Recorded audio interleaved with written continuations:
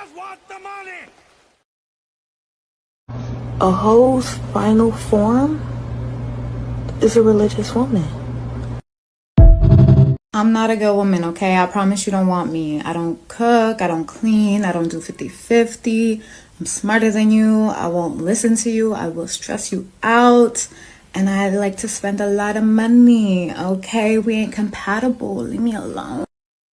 You're hairier than a motherfucker, too. Your personality ain't much to speak of either. Your cooking ain't shit. You ain't clean worth a damn. Nasty bitch. But I need some. Y'all niggas gonna pay for this shit. Locking this pimping in the closet.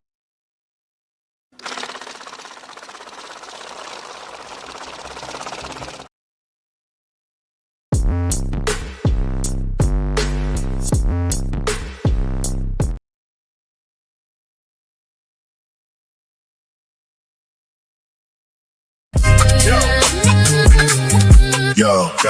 Bitch, another town to step up the L and listen close. Chirac slang to a guy working in the cold from the Inglewood flows.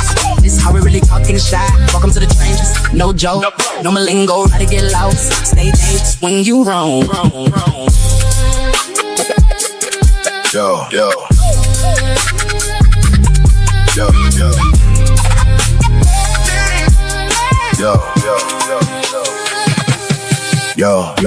Pay attention out of towners, step with the L and listen close. Chirac slang to a guy looking in the cold from the Inglewood post.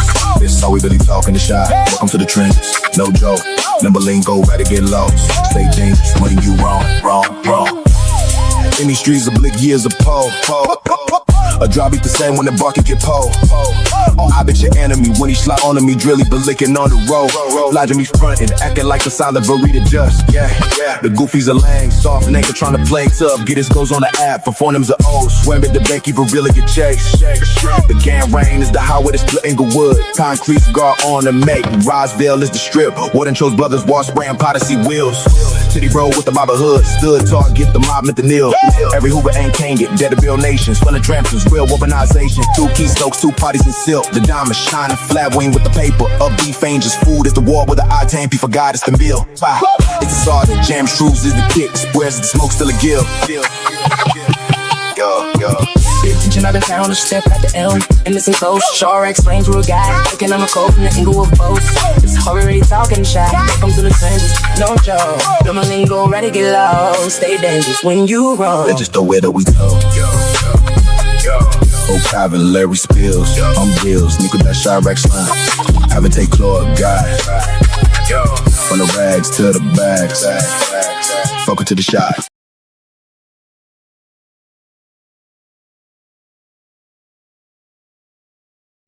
Mr. O with the info.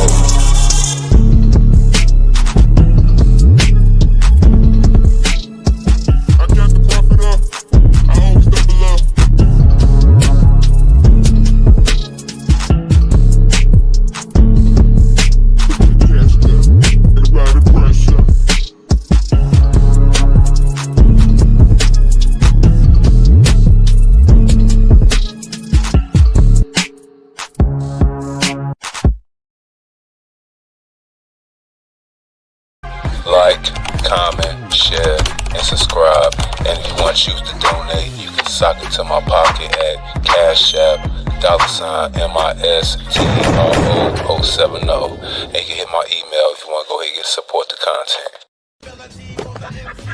Don't you want your donuts right? Oh, hey. Don't you ever fuck with me, boy. Do you know me now? I'm a bad man. This is an American Douchebag Productions.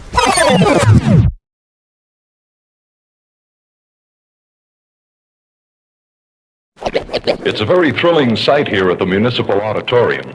The house lights dim as the maestro takes his place on the podium.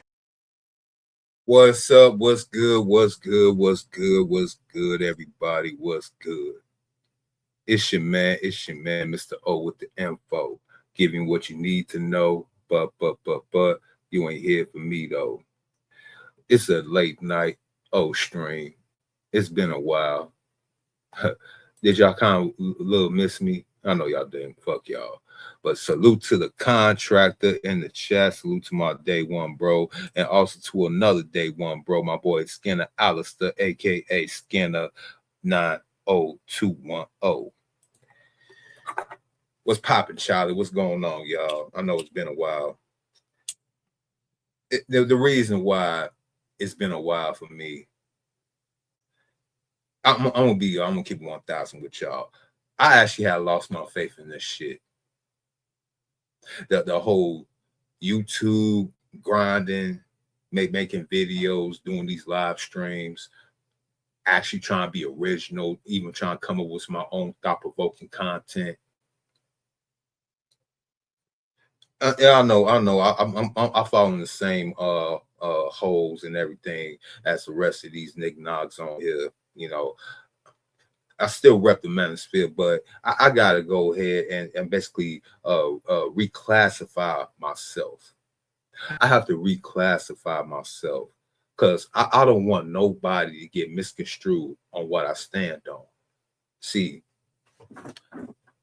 again, this is a man's platform, specifically a black man's platform. On this platform, I hold no punches. Y'all know this. I will not. First of all, how can I say this? I'm not with all men. Pause. I'm not with all the aspects of so-called, whatever you want to call it, masculinity, men trying to become the best version of themselves. Y'all niggas out here still want to put these chicks in their place. I mean, I still do too, but I have basically had to learn from my ways and basically had to go ahead and wash my hands with the situation, and especially with the so-called pro-blackity black talk. That's another reason why I haven't been on these bandwidths for a while. It's kind of conflicted right now. On one end, I'm just seeing no growth, none. All these dudes still want to talk to these women about coming to the table. This community talk. So if I have any other people that's not black listen to this part of the podcast, this don't involve y'all. This is amongst my own people. All right. So we have came down, in the last 6, 7 years. Since this whole YouTube space or social media space have popped off, gone to the days of mainstream media, news, TV shows, and just influence people. Now you got social media being the main influencer to all. With that being said, I have seen what's going on. New to the channel, Victoria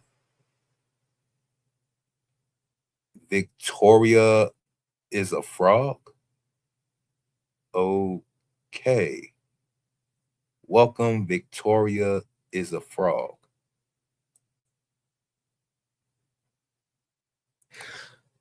FYI, I'm still getting into this thing called comedy. I ain't gonna say I'm a professional yet. I'm a kind of a novice.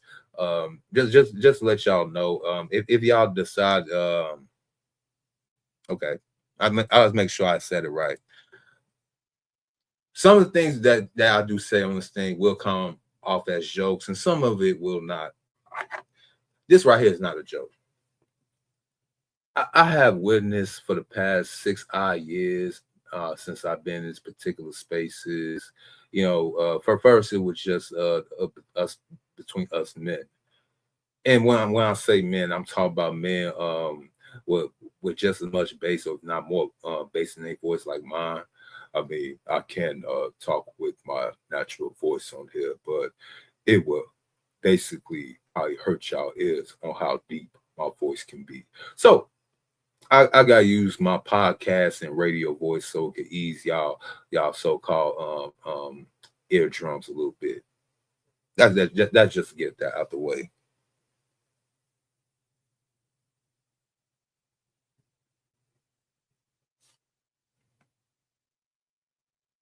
All right, have a good night. Thanks for stopping by. Anyway, we have been having this little conversation about bringing the black people back together, talk for so long. That was this particular guy that was on YouTube. He had passed away a couple of years ago by the name of Kevin Samuels. Y'all probably know the name, and R.I.P. to him. God bless the dead. Him and others like him have been trying to talk for the black man for some reason to his counterpart, the black woman, the ones that want to listen, mainly the ones that actually want to go ahead and update their programming from the feminist mindset because it wasn't working for them. So in a last ditch effort, they came to one last man that actually probably gave a damn about them and they so outlook on life. He tried to do it and talk to them in probably the nicest, caring way possible. Did he go a little overboard with the roasting? Maybe so. He ain't like me, I'm a little bit more diabolical than him. But again, God bless the dead. At least, Kevin Samuels came from a place that he still cared about this thing called black love, getting black couples together, even though majority of his platform was old motherfuckers, 30 plus and trying to do something they post did in their late teens and 20s. But I digress. I really digress. I mean, it is what it is. Water under bridge. But the people that was against him while he was alive, mainly this particular radio personality here in Chicago, she's seen better days. I mean, the top ties is probably still the only thing her saving grace. I ain't gonna lie, I still want to go ahead and find all those things. But Kendra G, she basically was like ignoring Kevin's words, even though she started literally biting his words both in her own life and now trying to use the same words that he's trying to educate her with.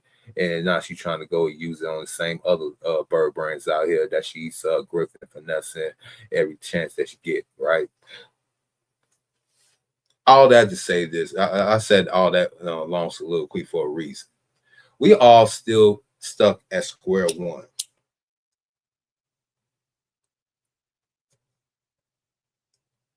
We still stuck at square one.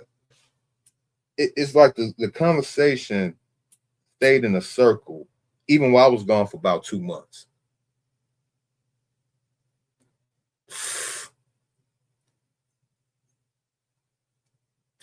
It seems that black men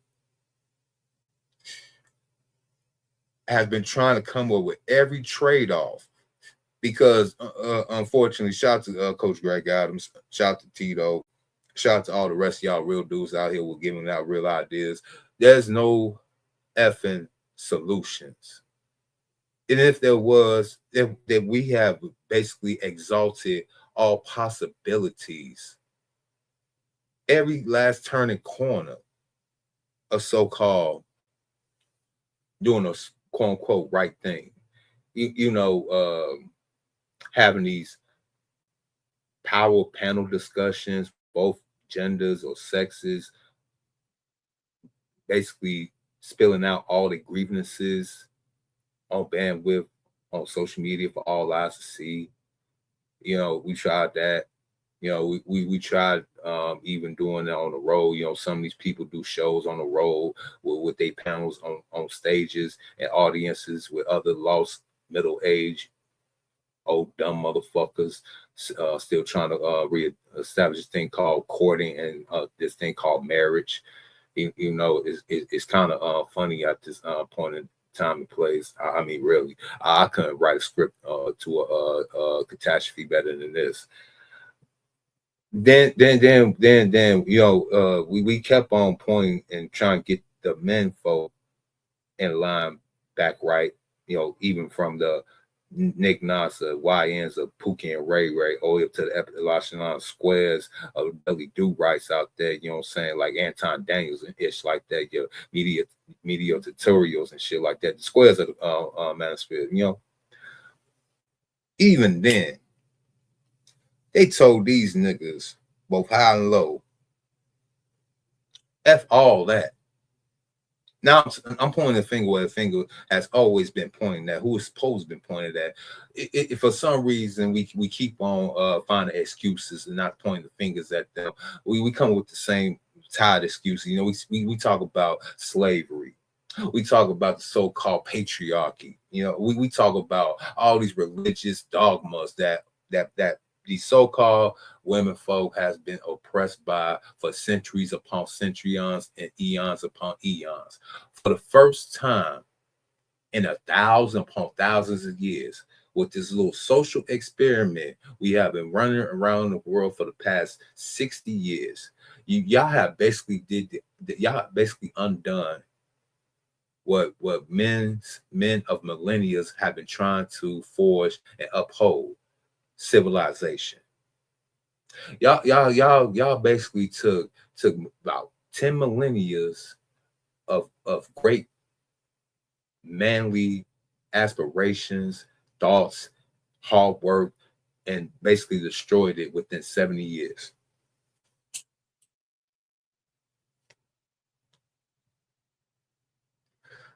Told us in the last three, I will use the last three. They always use animals for the so-called examples. The oldest one that I remember from my youth, it was old by then. By the time I came around, is that women need a man like a fish needs a bicycle. I remember that quote as clear as day, because even then, as a kid, I'm like, damn, why do a fish need a bicycle? And then when I was like, oh, a fish don't need a bicycle because he ain't got no legs. Right. And speaking of no legs, you know, since this whole walking feminist movement has now became a paraplegic so-called spinster now, because the legs is not walking no more for the so-called movement. I'm trying to now see that y'all went from a woman needs a man like a fish needs a bicycle, until y'all went all the way out and said that y'all rather go ahead and date fucking Yogi, Boo Boo, you know, even Smokey. You know, we might as well go ahead and throw all the bears up in there. You know, even throw my Chicago Bears up in there. Throw the Care Bears up in there. Bro, throw in the Bad News Bears up in there. You feel me? What's going on, Chaos Rain? What's going on? Yo, yo, yo, yo.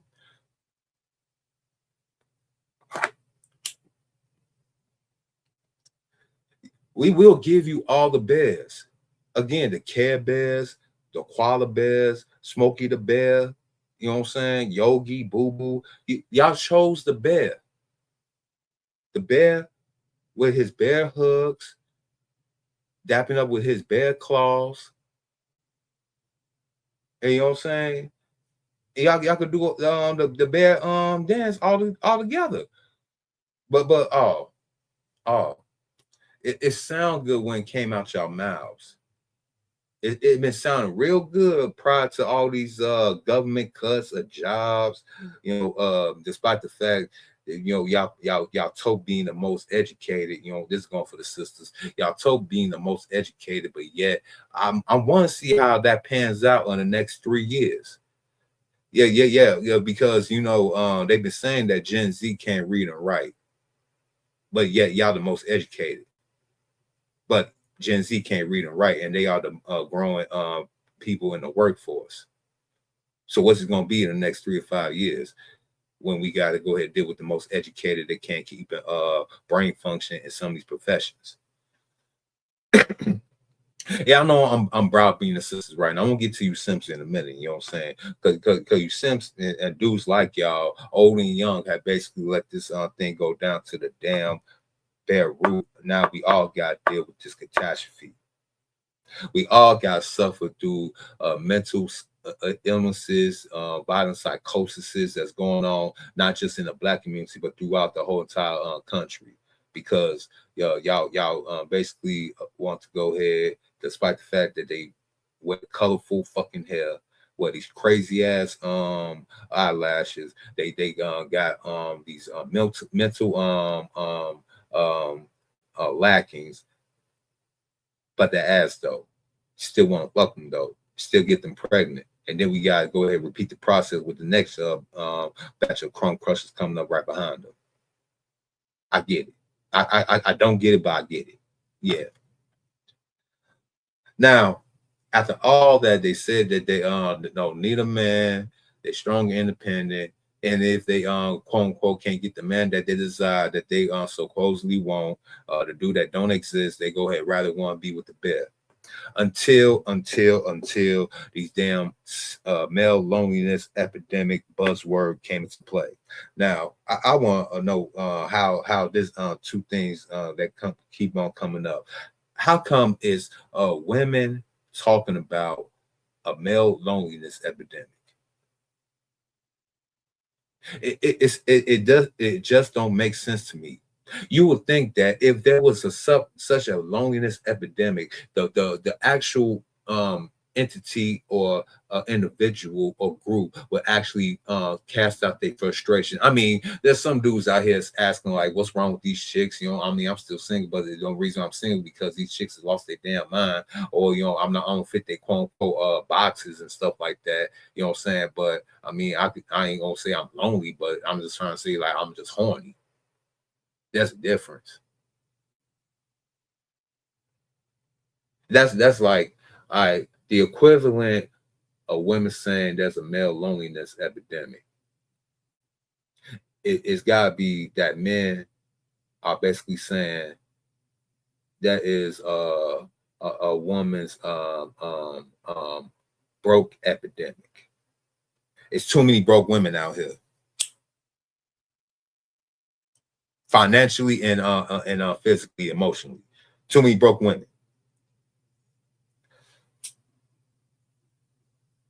I mean, there's dudes out here like myself saying that, but nobody listening. But they're telling us that it's so many lonely men, but their bills, their household, this thing called help, they haven't synced it. So I'm trying to figure something out. Is there a male loneliness epidemic, or is there a female comeuppance epidemic?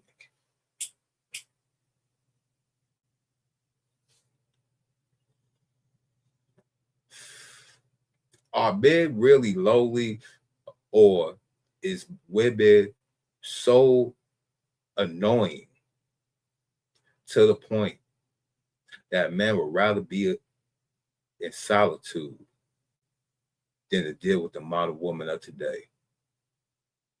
I mean, nobody ever asked me this question.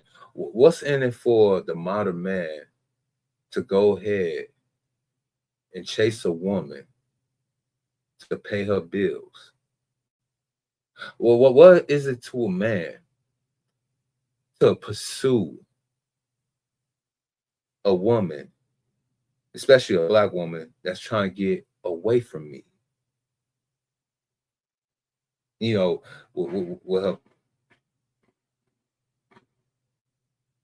Oh, sorry about that. You probably heard some gunshots. I'm still in the hood. I make sure that they ain't come through my window. But yep. That's what I was saying. Damn, they busting.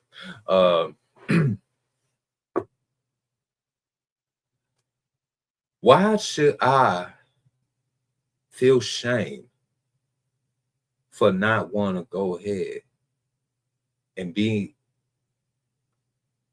with a group of women who basically don't want to be around me, vote against me, do everything in the sun to discredit me, but yet they ask me and men like me why we are too scared to come to a singles event?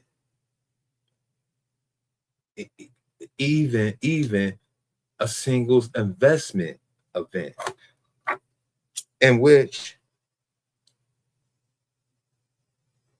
what a said Webber, who said she could get any bed she want. She say to all her audience that cover to her little platform for dating advice from a single woman's perspective, that's trying to get into a relationship with the same dudes whose past track record is dang scammers.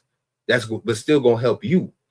You young lady out there, you Miss Thang over there, you old strong independent MILF over there in the back. You know what I'm saying? Yeah, we see you, boo. She gonna help y'all find a man that she couldn't find and keep for her damn self. And they gonna have money. They gonna have the kids. They gonna have the Nero. They gonna be millionaires. She gonna have all the black 6 foot plus 6-pack big paws, and you know, and they're gonna have money. They're gonna be multi-millionaire, not just a single millionaire. They're gonna be multi-millionaires in one place, in one little room in Atlanta, just for y'all. And they said we delusional.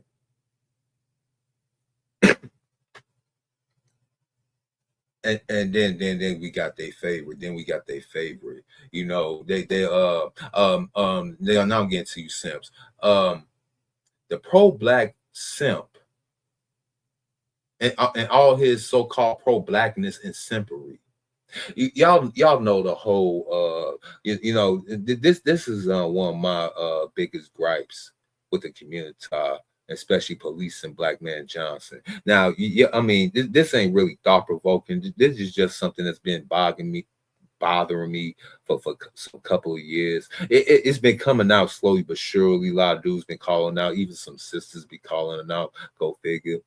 Okay, so the whole interracial dating aspect, you know, it's across all boards. You know, all races of people. You know, even though they probably don't even like their kind, you know what I'm saying? They still want to mess with their kind. They mess with their kind for the simple fact that they love familiarity. Yeah. You got your Scotch, your Irish, and all the motherfuckers that was over there in Europe. They'll go ahead and get down on some tribal shit like the next best ones. But guess what? When they see that, you know, that brown and black skin motherfucker over there, and they look at their little kids and all that good stuff, they're like, you know what? Even though I don't like you motherfucker, we got some kind of thing going along here. We can go along, get along. Maybe all skin folk ain't kin folk, but at least we look all the same for right now. I get that. We all got that. But for some reason, now I'm about to go ahead and really go ahead and find myself and go ahead and dig deep. And because it hurts my brain, and it's gonna hurt my actual saying.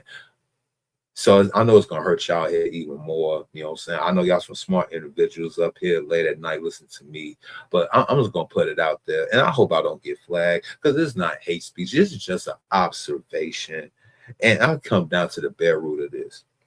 Okay, when black, especially pro-blacks, you know, simps, the gung-ho Umar Johnsons, and the so-called black woman that act like she's pro-black, but she just masquerade because she'll get bent over by the so-called white racist supremacy man behind closed doors. Okay, we have came and seen that the white man can come and get any black woman that he wants, and black men and black women are like, they might have some frustrations, but they is not gonna say anything. Even when a little crumb crusher progeny, little half niggerlet come out of said situations, we still gonna have to go ahead and bite that in the bud as black men, because for some reason, the black woman could go ahead and mess with the white man with no problem. You might have some, like, you know, saying some real down pro-blacks out there say that's messed up, but it is what it is. It's a free country, you know, free will. But let your black ass as a black man want to go ahead and dip your black foot into some snow or some motherfucking spicy Latinas or some Asian persuasion. Now it's a damn problem, and they come up with the same old tired fucking excuses that we gotta go ahead and debunk tonight. You know what I'm saying? We're doing kind of like a random stream, random shit, but I gotta get this off my chest. Okay, so Mr. Pro-Black and Black community, old and young folks, okay, I want to hear from this right here, from this point of view. The one of y'all main excuses about the black man and his policing of his damn Johnson messing with the so-called quote unquote, even if it might be, and I need y'all sisters. I need y'all sisters and y'all black men that's simple for these particular women in so-called community talk, I need y'all to update y'all damn standards before I go into this damn tyrant and rant.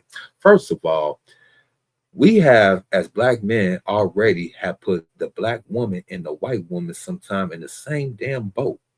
So you cannot use that same old gaslighter talking about if y'all don't want to mess with us, go ahead mess with a white girl, because unfortunately for y'all don't have your own identity, because y'all do what the white women did back in the 1940s and 50s. Not the ones that's around now. Not these coward so-called Beckys of today. Not these cowards. No. Y'all want to have the esteem and have the forth with the so-called Beckys prior to 1945. That's y'all, what's the name? Y'all want to go ahead and say. That's who y'all really want to be like anyway. Now let me go ahead more on this tangent.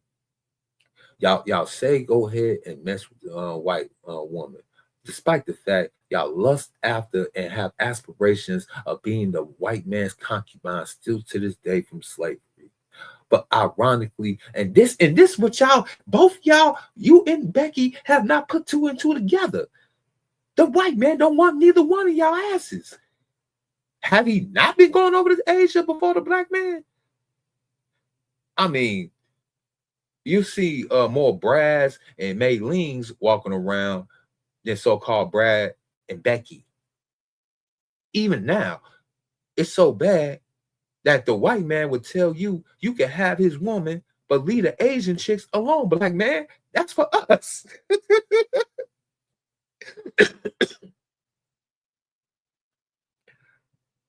That's how bad it's got. That's how bad it's got. Shout out to 29 Technology. Salute to you, bro. Salute to you. Even Brad and Chad don't want Becky and Karen no more. Thus, the ones that us brothers like is the only ones that that actually look appealing to the eye. See, I know what y'all be trying to go ahead and say, yo, you gonna get a white girl, just get a basic Becky, man. Don't get no white girl that can outshine the sister, man. I mean, I know some of you pro-blacks be like, man, ain't no woman finer than a sister. I don't know what you talking about, man. Mr. O, yeah, nigga. You know, look, we's over here in the old zone. We fired up. You can tell the truth over here, homeboy. If you're a man with testosterone and red blood going through your damn veins, a woman is a woman. An attractive woman is an attractive woman, no matter of the fucking race or not. Point blank, fucking period. Hell, I grew up in the damn 90s. We had Jerry Ryan. We had motherfucking Tia Carrera. We had Salma fucking Hayek. I just gave you a Latina, a Asian, and I just gave you a white girl. And we still had Halle Berry. F you mean?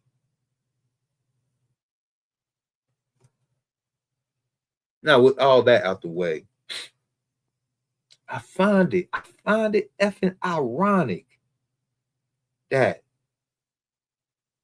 when she could go over there to that so-called Brad and get his little crumb crusher, y'all accept the little crumb crusher as black. But Lord forbid, y'all favorite argument is that y'all taking resources out of the community.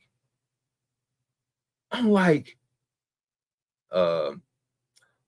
is this the 60s and 70s, Darnell?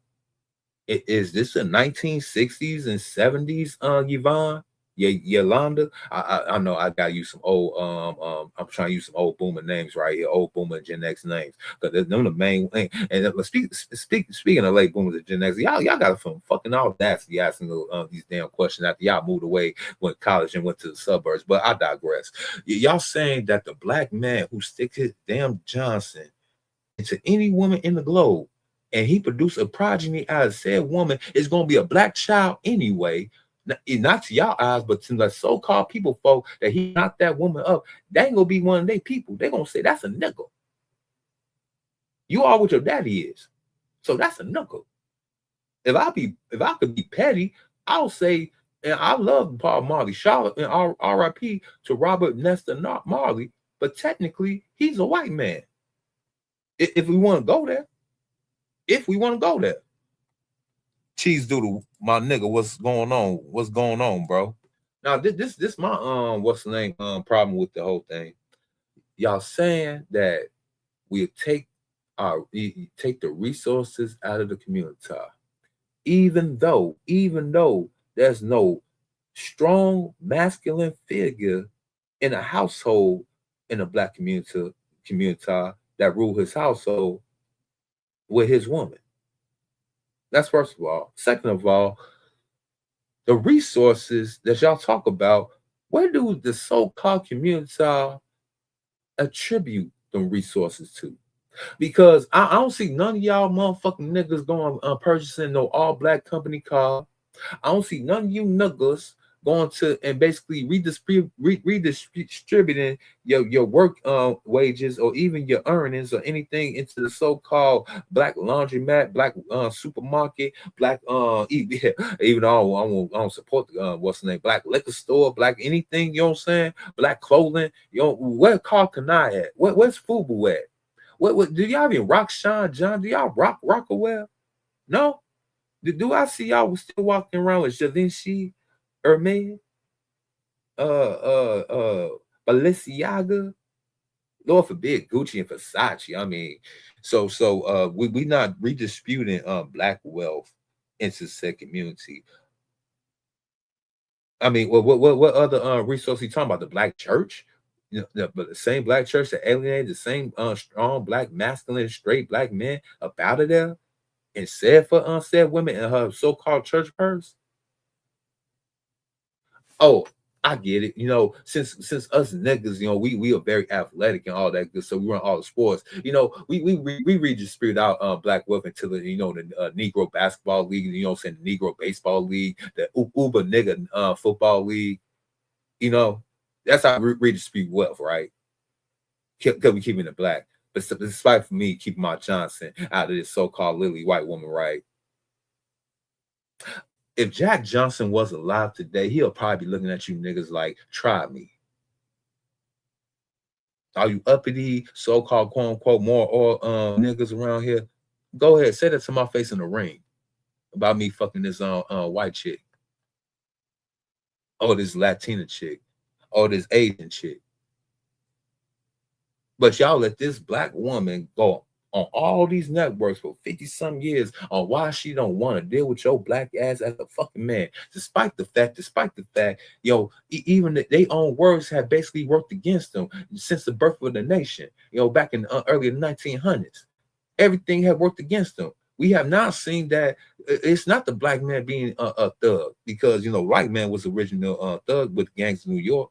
Gangs of America, they was original gangsters, bootleggers, and all that good stuff. It's not that we are some lustful creatures that want to do harm to the so-called women folk, even though we know particular races of men that has that type of moniker attached to their name, and they do it in a high race to this day. Oh, I get it. Even though during slavery, when we had the so-called masculine buck walking around knocking up all the women folk on the plantation, and majority of them niggas on that plantation, shout out to Tito for this information where I got it from, majority of them men on the plantations died as virgins. Again, died as virgins, despite the fact we have a reputation of being deadbeat dads and want to take care of our children. Even though they created the welfare and the child support system for the white man back in the 1930s. But we get the label for all these so-called bad things. But community, I want you to answer me two things. For one, I want to know this. Since we are such bad men to create these so-called black community people, the girls and the boys that become men and women in the future, since us black men are so bad at actually being fathers, how come we are always the first in line and propaganda to be stepfathers? Y'all still have not answer that question for me. Y'all tell us we are bad actual biological fathers, but for some reason, even the white people, y'all remember that Disney movie? It was a cartoon of a black man becoming a stepfather to a white woman. Even they know.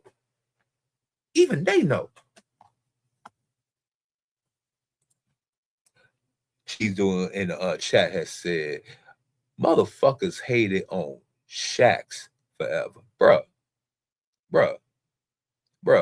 The Shaq Gnosis, and I like the Shaq Gnosis. Them motherfuckers is fly. The Shaq, even though they uncomfortable as hell, the Shaq Gnosis was some fly ass fucking shoes. Yes, they was.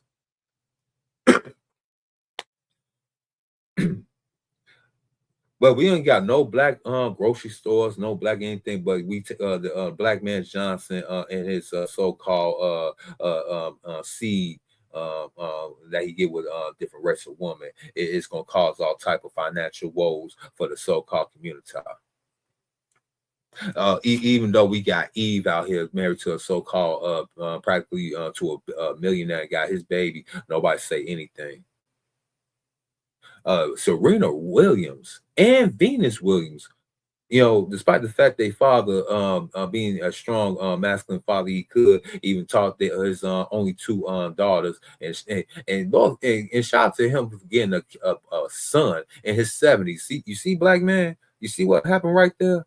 Let me go ahead and talk about old Richard in a minute, but see, poor Richard. It is an example of what happens when you do everything for the so-called women that turn their back on you and shit on your face. He gave birth to and helped raise two Olympic superior species of women into athletic juggernauts. I ain't never gonna take away what Venus and Serena did on them courts. That was a moment to be alive. I watched it. Their athletic accomplishment is bar none. Ain't nobody gonna take that away from them. But guess what? They still found love.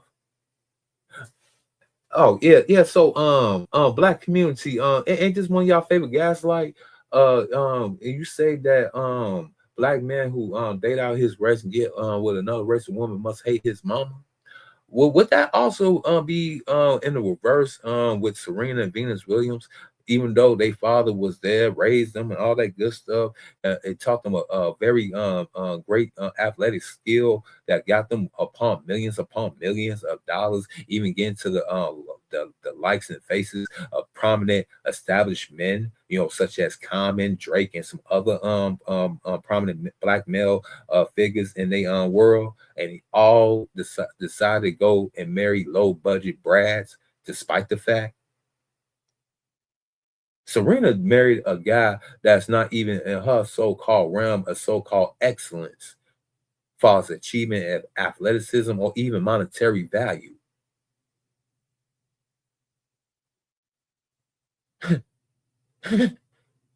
And shout out to old Richard, who had to endure that type of embarrassment and humiliation. He said, you know what? And guess what he did, old black man? Guess what? Oh, even though he got somewhat played in the end, he do his so-called vetting properly right. Old Richard decided, you know what? F this. I started one with these two. I could make another one. And guess what? Old Richard did?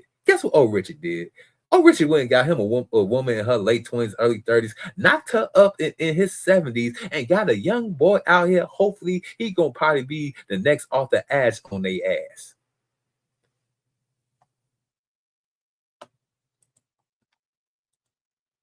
Salute to Cortez Smith in the chat. What's good, bro? What's good? If Serena mom did what her dad did, the media would be hyping her up a lot. Of course, Cortez Smith, of course. And Cortez wrote, oh, wait, Mr. O, it's different because hating black fathers is okay, apparently. Had to catch some of the live before I doze off. Appreciate it, bro. Appreciate it. I'm gonna try to go ahead and keep this thing a little short because I'm not trying to be on here that long.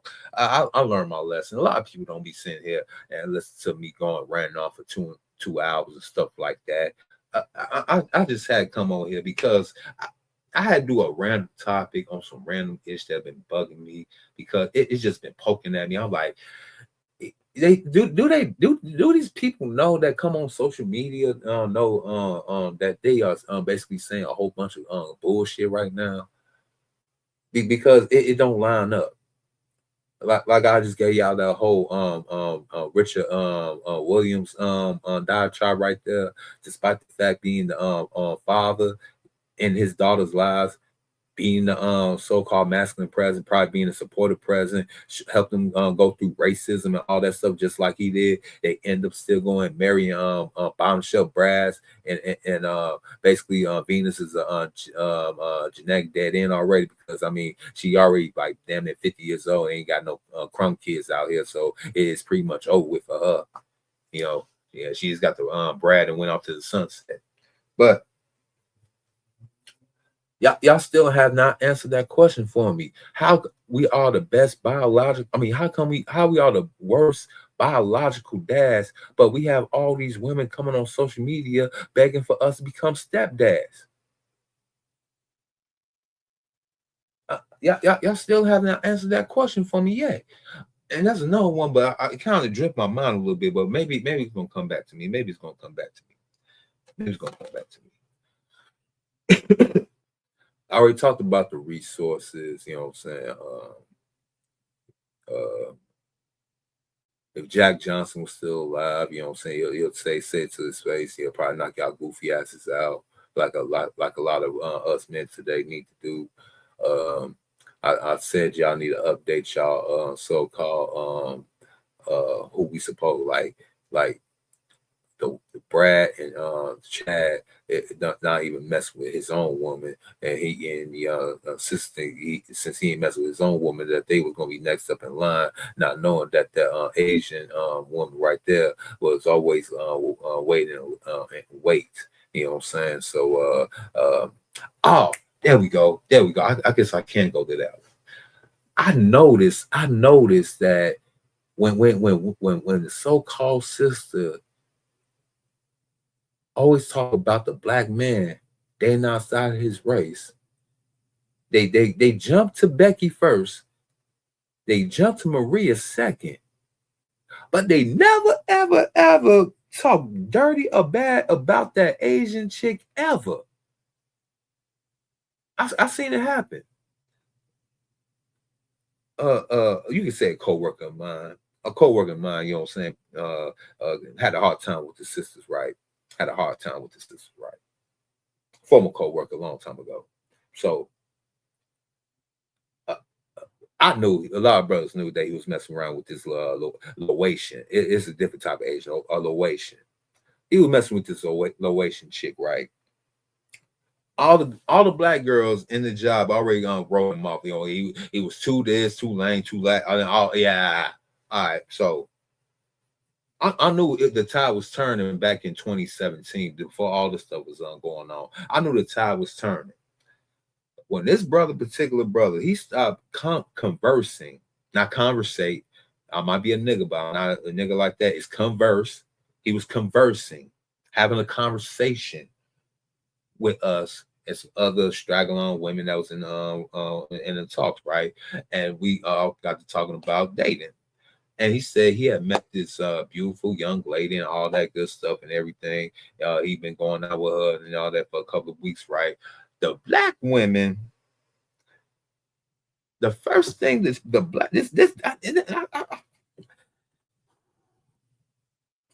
I knew he was cooked back then when she asked him this, like, I bet she a white girl. Just out the blue. I mean, just no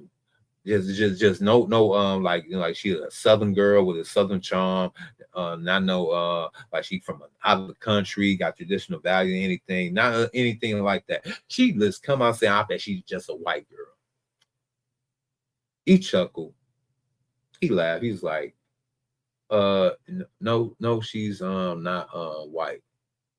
Then ironically, for some reason, when she heard that, you could see a little twinkle, a little gleam in her eye, because since he didn't say he was messing with a white woman, She just assumed like, oh, he must got him a sister now, so I guess he must got swag. Yeah. And she was like, so you went got you a sister that could deal with you, huh? They feel like they doing us a favor, so she feel like if the sister want to go ahead and talk to him, even though he's IT guy making upwards, and this is back in 2017. He showed me one of the stuff. This nigga was making about 120 grand. You know what I'm saying? Before tax and stuff like that. And got his own business side hustle and all this stuff. This is before all this internet cloud bullshit that we got going on now. He was doing it back then. And shout out to him. We lost contact, but hopefully I'll get back in contact with him. I need somebody for tech support. Anyway, when he said that he was dating an Asian woman, the chick had a malfunction because she was in like, wait, you dating an Asian woman? How that happened? She literally said how that happened because now she don't know how to end. So I finally came down to the conclusion. The reason why Keisha don't want to insult Mei Ling is because who gives Keisha her hair? Who does Keisha nails? I'll wait. Yeah, and I know. Yeah, like I got me a black nail. Yeah, I know. But guess what? Guess what? You still black. You still want to go to the Asians because you don't want to go ahead and support a black chick or black people anyway because you don't want to see another black person make it. So you'll go to the Asian bitch. But now you found out the Asian bitch can get your man. Ain't that crazy? They never say it because they need Asian. They thank you, Cortez Smith. I ain't see this part, but yeah, you got that right there in the gate, right there, because they need Asian women's hair. That's right. Can you imagine if LeVar Ball was a black woman with a white husband that made 3 successful kids? Oh, bruh. They'll call her a shero. They'll call her the new blueprint. This is what goals is made for. All that, you know what I'm saying? They'll kick Beyonce off and put her right there on the so-called Queen Bee pedestal right there if that ever happened. She said, I don't mind that the rent dude because they need I got that one cheese through the road. There's a few more black women in Hollywood that just bleach. I get the just bleach. I gotta think of their names. Okay, I know. It's been a whole bunch of them. I know Garcelle Bouvet was one of them. Yeah, Fancy ain't been so fancy. She been lying her skin over the decades. I've been noticing that. You know what I'm saying? It is what it is, though. Yeah, Megan Good bleach. Yup. There's 2 more that I can't remember. Yup. Beyonce. Speaking of, Beyonce bleached her skin. Yeah. Keisha Cole. I've been smoking Keisha Cole on my what's the name for the last couple of years. You know what I'm saying? And she like the perfect catalyst of this crap right here now. She literally, and I quote,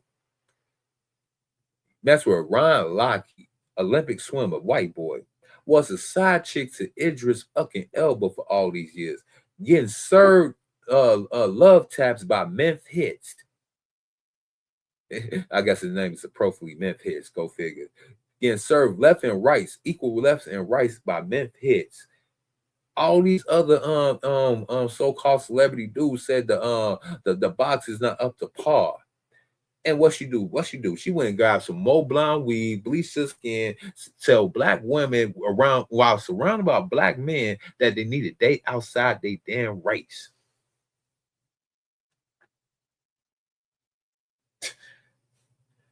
And that was K. Michelle. My bad. That was K. Michelle.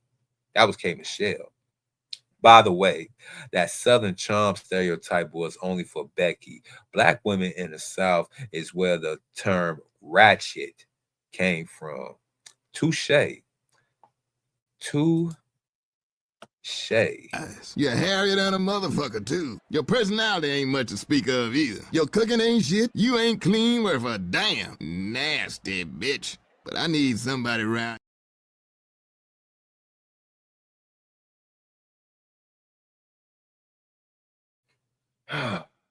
What else? That I was trying to go ahead and cover on this topic while I'm still up here. Because I got a video I want to go ahead and probably look over real quick, because I just want to get all this out the way, because it's been a whole bunch of confusion with the black man and his Johnson, but y'all don't have any words to say about this black bitch and what she does with her cooch. I'm just saying. And then we get. I'm trying to tie all this in together, and you like, Mr. O, what the hell you talking about? You gonna do this? The reason why we had a whole Thai singles event, right? A whole Thai singles event hosted by a black chick that ain't got no relationship with her own self, trying to scam other chicks that looking for a damn relationship, and he looking for the top 0.2% of men out there. But it's a male loneliness epidemic. Someone's lying.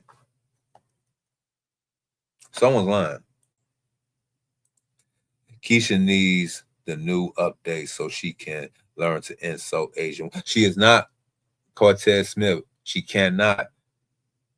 The Asians got a lockdown on her goofy ass. They love going to the Asian restaurant, get that shrimp fried rice. And y'all know how much they love them crab ragoons. Y'all know how much they love them crab ragoons.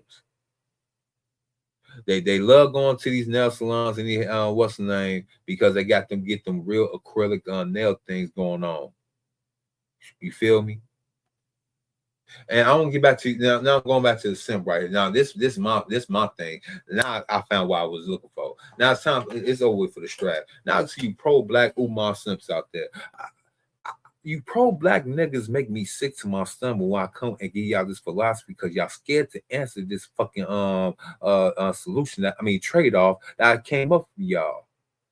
Because y'all see the license over with for y'all niggas and y'all little hustle and y'all little grift. Y'all know it's over with. I gave y'all a damn trade-off.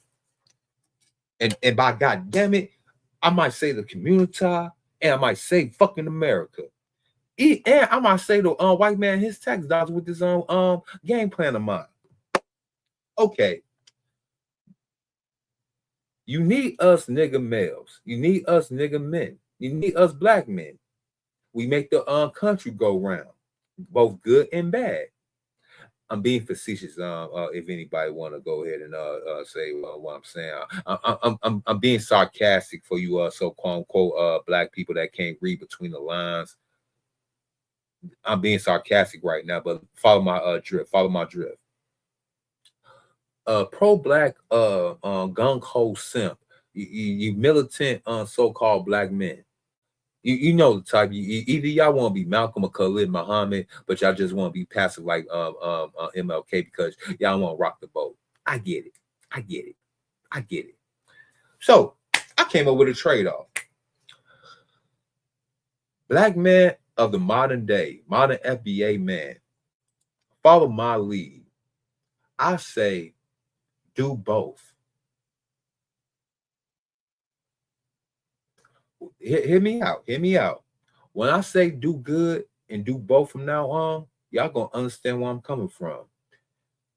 We already have the negative image of America, even despite we've been trying to separate ourselves from that image of what they call it and trying to cast upon us. I say, you know what?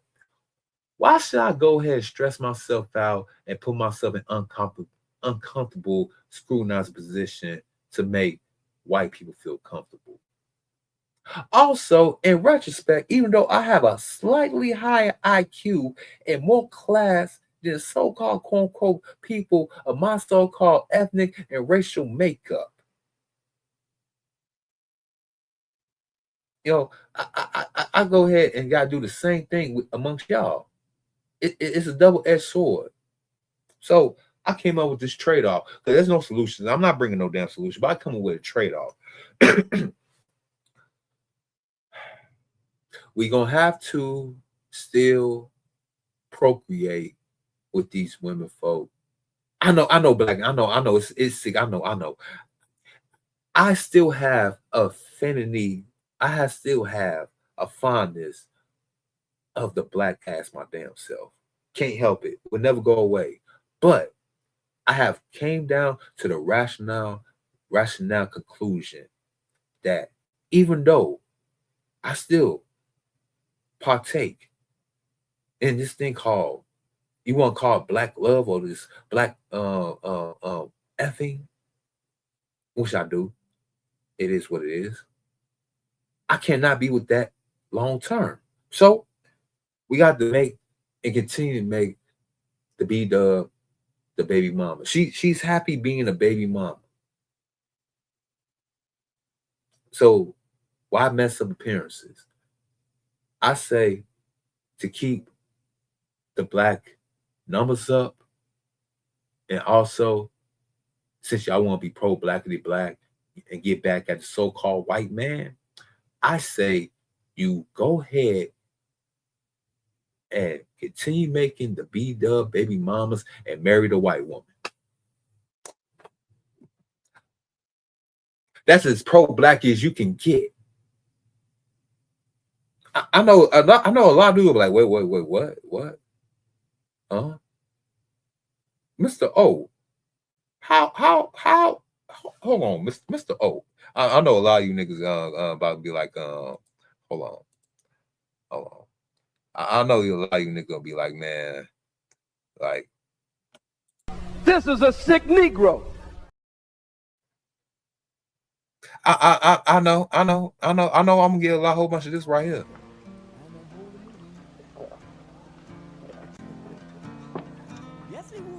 You know the damage one ignorant Negro can do.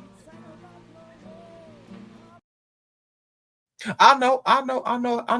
Y'all probably like, this nigga that went off the rails. This nigga that went and lost his damn mind. But hear me out, cause I'm a very I ain't gonna say cynical. I'm gonna say I'm a very calculating MFer. I had calculated this. I came down to this conclusion because it's the only rational solution that I could come up with that we all can go ahead and go along and get with. Now, if you are a pro-black man, as you say you are a conqueror, right? Don't you want to go ahead and conquer? Don't you want to go ahead and feel like you basically step into the essence of your forefathers? Wasn't your forefather conquerors and held down and took kick ass and took names? One to be the best kick ass and take name moment is not only to have a black kid, but also have a half black and white kid as a pro-black man. I mean, ain't that what the white man did to you?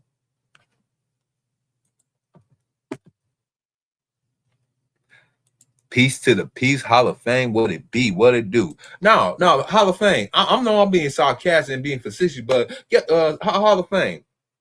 Wouldn't that be the most pro-black thing that a pro-black male could ever do? Is not only have two women, have one white and one black, one be the concubine and one be the wife, and then you can't even say ish about it if you're a pro-blacker than black.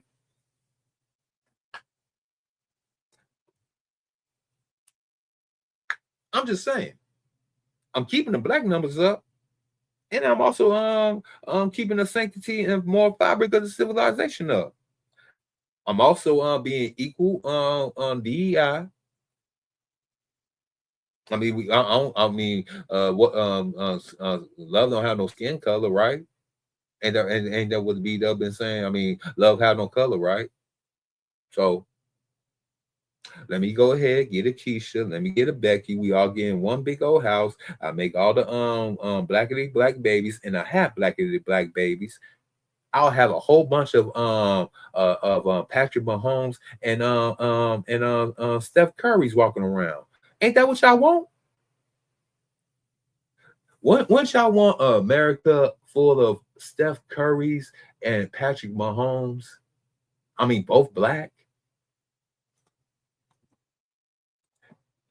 Mansfield Hall of Fame said, I agree completely. And I had this discussion with a co-worker, but he was too slow to follow what I was saying. And same thing you saying now. Bro, I'm just saying, we could go ahead and ill racial discrimination and all that stuff in one generation. I'm just saying. Cheese Doodle Nickel 6229 wrote, sounds better than Keisha raising a bunch of divested kids. Now you follow my logic. Sounds better than Keisha raising a bunch of the divested crumb crushers that gon' grow into hate themselves and incel them. Yes. Yes. I mean, what's it gonna be? What's it gonna be? We have a race of women that's mad that we're not chasing after them because they running from us, but yet they want us to chase them to pay their own bills and save them from their own misery. If you don't believe me, hold on. I got something right here. Let me find this fucking video. Find this one. And if y'all liking the show, you ain't gotta donate that much. You can hit a brother with the Cash App or PayPal. You know what I'm saying? Oh, I gotta put my did y'all know that Twitter that's not now known as X, if you are a blue check mark, they actually give you money. I mean, it's monetizing like this, but guess what? They got their own debit account. I literally got $15 from Twitter. Even gave me a damn near somewhat like a Platinum X card. And that joint heavy too. I felt a black card before in my life, 3 times in my life. I felt and touched a black card in my life. And y'all know how heavy the black card is. That thing is just as heavy as a black card. And I was shocked. I was like, all right, I might be moving up in the world. I'm also live on X. So go ahead, follow me on X. Just go to my title page and follow me on X. I offer X if you want to do X. It is what it is. But yeah. Let me find what I was looking for right here. Here we go. Right here. Hold on. Right here. See, we have a whole race of women that want to get away from our black asses, but they get mad when we don't show up to said events after they can't sag and a Brad, a Chad, Thuggo, Scammer, the athlete. They can't back him. So when they come back into the real world and try to get a real regular average guy, and he don't want her monkey ass no more either, now they want to cry foul. Like this right here. Hold on. Damn it, why you share? Share the screen. Damn, it's been how long, Mr. Here we go. Every single one born. Hold on. I'm done with life, and it's all Jermaine's fault. It's always Jermaine's fault. I'm done. Dear white women, black men are yours. All 14 million of them niggas are yours. Every single one born are yours. As a black American woman with 7 generations coming out of Kentucky and Tennessee, I am here to tell you that they all belong to you. Black men and white men are a fated pair. At this point, I can't even do my fucking laundry or let the fucking conditioner set in my hair without scrolling online to pay. Wait, what? You can't do what? Wait, what? This shit. Hold on. Let me read some of these comments before I press play, because it sounds like she about to say some real dumb ass shit. Hold on. This is really the only thing we can do. Hold on. Matter of fact, did I read this one? Let me see. I read this one. Cheese Doodle nigga. I think I read this. He said sounds better than Keisha raising a bunch of that. Yeah, I read that one. And Hall of Fame first ballot had wrote, this is really the only thing we can do against white supremacy is reproduce both blacks and mixed. Thank you. See, you see my logic. But guess what? The pro-blackity black hates my black ass, even though I'm more pro-blackity black than him. See, that's the reason why the likes of a so-called even Black Authority, Jason Black, we go back, but fuck Jason Black. It is what it is. Even Jason Black agree with me with that logic. And me, he don't even get along, but he could agree with me with that logic. I'm talking about your quote unquote Sonettas, your Black One First, and all that other. Yeah, look, the ship is about to go ahead and sink, niggas. Your so-called Keisha, the one that you so-called quote unquote want to go ahead and get your only kid gonna get on your what's the name from? She keep on Breaking Bad and she keep on deleting your so-called progenies after millions upon millions, and they get so specific after listening to not only their own kind, you know, Cynthia G's and who's the other one? What was it? Nada says. Didn't they basically say that if you're gonna do it, make sure it's the Black boy version mainly. So Mr. Pro Black simp out there, Mr. Pro Black at the back that want to go ahead and reform himself from his thug ways and want to go ahead and put on Malcolm X glasses and want to go ahead and use these so-called vernacular words and whatnot for academia, but still can go ahead and shoot up a block party if you need to. Yeah, I'm talking to you niggas too. Y'all niggas are just as fucking bad. You fucking fake Tupacs with a damn degree. Who y'all think y'all are. Y'all just as fucking bad too. And the reason why I know that because I'm him. I'm that nigga. So yeah. Y'all refuse to go ahead and accept my proposition because y'all still want to go ahead and put yourself on that proverbial sword because y'all don't. It's kind of sick what I'm about to say. A lot of black men want a lot of black men still lose, so it can still become the only black man that look good. But we all the same nigga to them, to the white man and the black woman at the end of the day. So we might as well get over it to yourself, bucko. Yeah. Let me go back to these comments. That was one comment I was looking at. This one right here. Have y'all noticed all the mixed dudes who are high school jocks and lawyers and doctors all have black dads? Yes, sir. Yes, sir. Yes, sir. This so-called this experiment is actually playing out right now because we keep on forgetting those black men that was doing this back in the late 80s and 90s. Them kids, later millennials, early Gen Z, they grown now. They actually out here in the real world. Might be smaller numbers, but guess what? They about to be a new thing taking off fast. Yep. And on the other hand, mixed dudes with black moms have low self-esteem and are usually depressed incels. Ain't that a coincidence? Ain't it just like the so-called mixed race girl with a black mom and a white dad that's so fucked up in that damn head? Crazy. But ironically, when we come down to the black man and a so-called Becky, so-called progeny, we get a Zendaya. Y'all forgot Zendaya is a biracial black girl with a black father and a white mother. Did we forget about that? Just saying. Hall of Fame, I've been saying that the real reason why people hated black men day now, but people think I'm reaching. Nope, you ain't reaching. Exactly. Nobody but us Mansfield folks will point that out.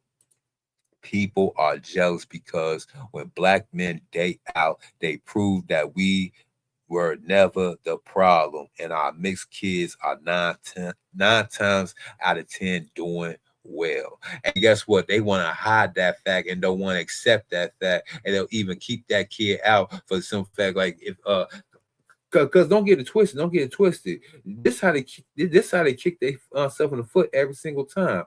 Don't they always want to go ahead and big up Barack and Michelle's so-called relationship? The premier black couple of this country, quote unquote, Michelle and Barack, even though Michelle is a ironclad film Nazi, and you know what I'm saying, feminist chick, you know what I'm saying. But at the end of the day, I hate to tell you this, Keisha, y'all better go ahead and kiss the pearly white toes of Becky for the simple fact She gave birth to and raised a black president before you could. Don't that make y'all mad? Y'all go ahead and y'all big up Barack Obama, but y'all forget that simple fact that he was raised by a white mama. But it all comes to saving grace that at the end of the day, he married a so-called black woman, a real black woman from the south side of Chicago, allegedly.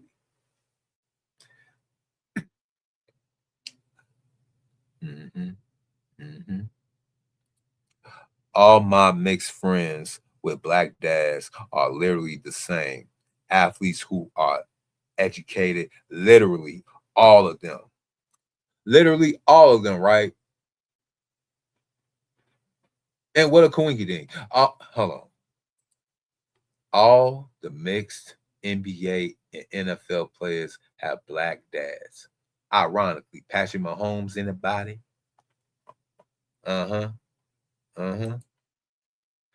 Most of the mixed girls with black dads I met were actually cool. But if they did have issues, it was them being too easy, especially for dudes of our complexion. Oh, yeah. Oh, yeah. Oh, yeah. Oh, trust me. Hey, even in my own family, see, my brothers, my brothers was ahead of the curve. See, my brothers, y'all, my closest brother, I got 3 brothers. They old enough to be my actual fathers. Now, this is how my dad actually did. He did me dirty. I love my daddy. R.I.P. Pop. I love you. Miss you.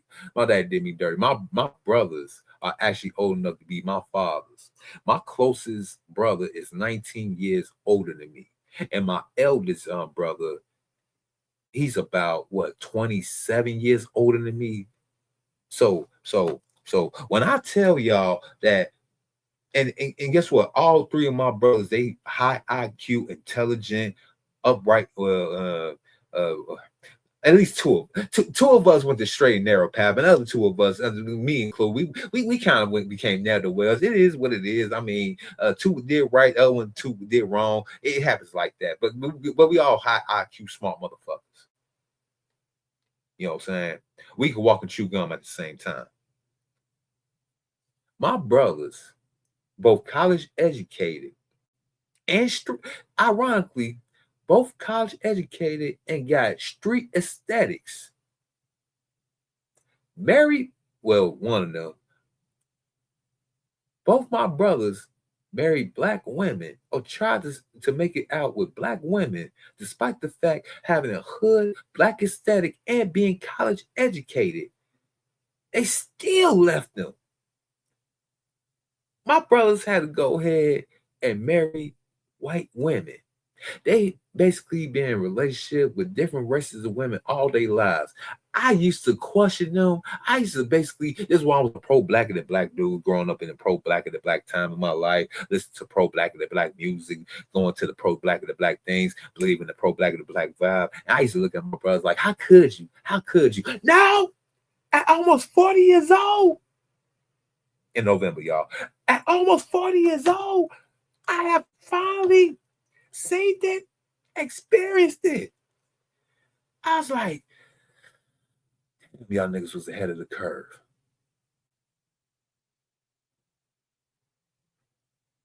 And tell me, oh, you think this is going on, man? Imagine the 80s.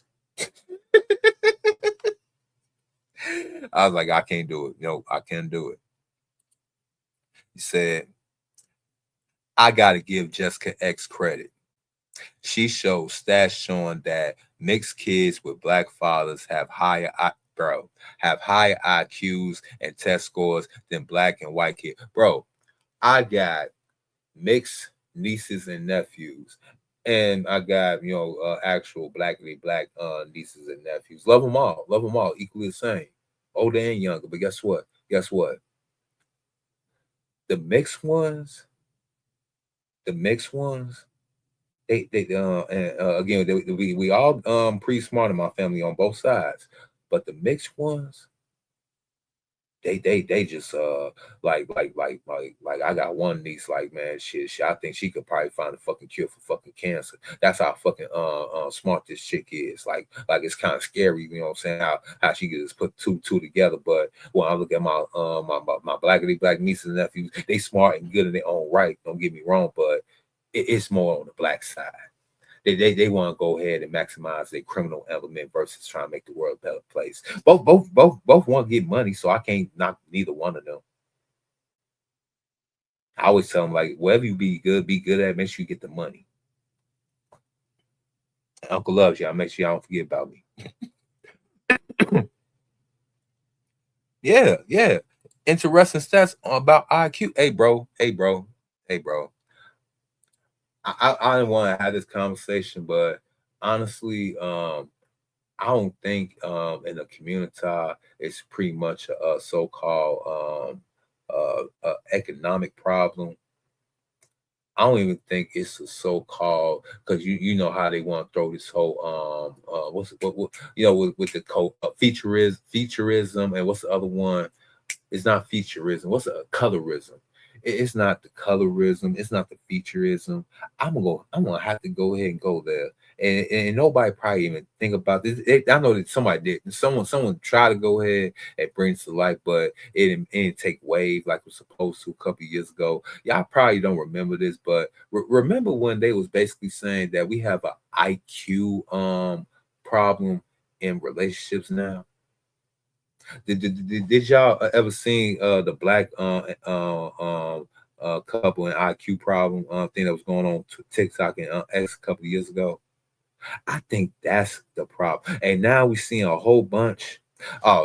This some chick that I just grabbed and random. You know, I thought it'd probably be a good what's the next segue into what let me shut up. Let me press play.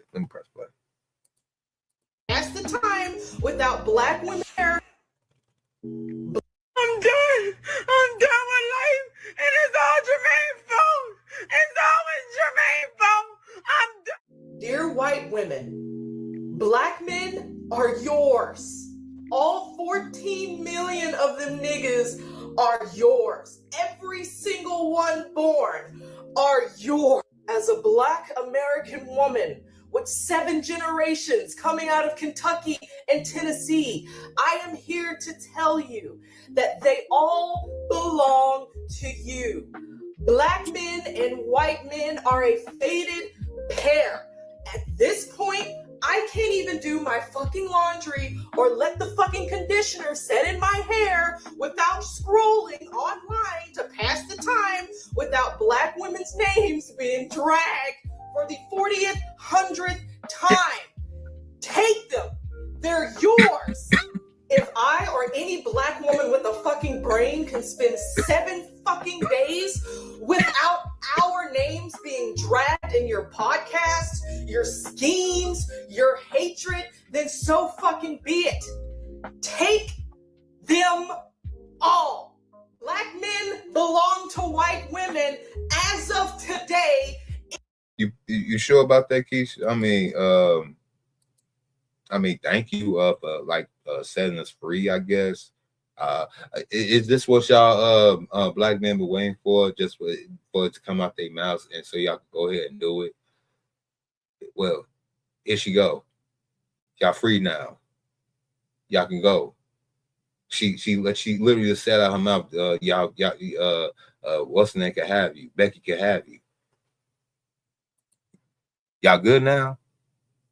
Hall of Fame says things that nobody pointed out. Black woman color. Bro. I'm a bald, dark-skinned black man with a beard. I'm over 6 feet tall, to 6'2.5" to be exact. I might be shrinking. You know that bullshit when as you get older, you start shrinking shit. So I'm trying to enjoy my last few years at 6'2.5", and I'll probably be going shrinking down to probably 6'1" in the near future. Still good though. Still good.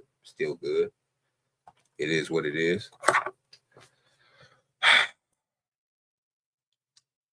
You would think that I'll be out here cleaning the F up I know. Mr. O, you Mr. O, how come you ain't got no chicks on your what's the name on screen? You know, all these other content creators talk about their plays and stuff like that. I mean, you don't. I mean, you talk about the chicks and everything. Yeah, it's been a slow what's the name season. I'm been about folks about the money, and like I said, I haven't met that woman that want to pay me to be annoyed yet. I refuse to pay a chick to annoy me. I'm not like the rest of y'all. Yeah. I don't pay chicks to annoy me. I will be paid to be annoyed, but a lot of their pockets ain't deep enough to do that, so they pretty much walk away. Yeah. But y'all out there, she literally just gave y'all the green light to do it. Right there. The whole circle jerk of them not coming to the table, they still ain't doing nothing, but they still expect y'all to go ahead and be like the so-called abusive, oppressive, patriarchal fathers of the 1950s and 60s, you know, ones that went to work and shut up and all that good stuff, and I guess gave a paycheck to this woman, and I don't know what university they get this so-called fantasy of dudes just not doing just doing everything and not doing like asking for anything. I don't know where that came from, but y'all go ahead and rock on. But Mr. O, you say that you over 6'2.5", and you don't say you. I mean, you not muscular, but I mean, you in good shape. You ain't skinny. But I tell you what. How about this? I literally, I don't know if I have a particular aura vibe. It's like when chicks see me, they just get this assumption like, oh yeah, I can't play with it. No, you can't, and that's the reason why. When women see me, they be like, the first thing out their mouth, they say, I can't play with you like that, can I? If you don't get that type of motion when a woman talk to you, that means you are getting played and she could play with you any type of way. I'm sorry. We're not the same. When a woman come by me, she don't feel comfortable. She treads lightly.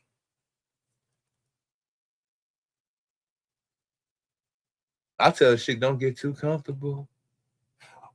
Cortez Smith 1 has written, women be lying about the height preference. They just say they want tall dudes because they heard it on TV. Now, well, that's true too. That's true too. They heard it on TV. They read it in these so-called lustful novels. Because every so-called novelist, female writer, for some reason, every last one of them put in their books 6 feet and over for the male protagonist or antagonist, depending on the subject of the book. What else?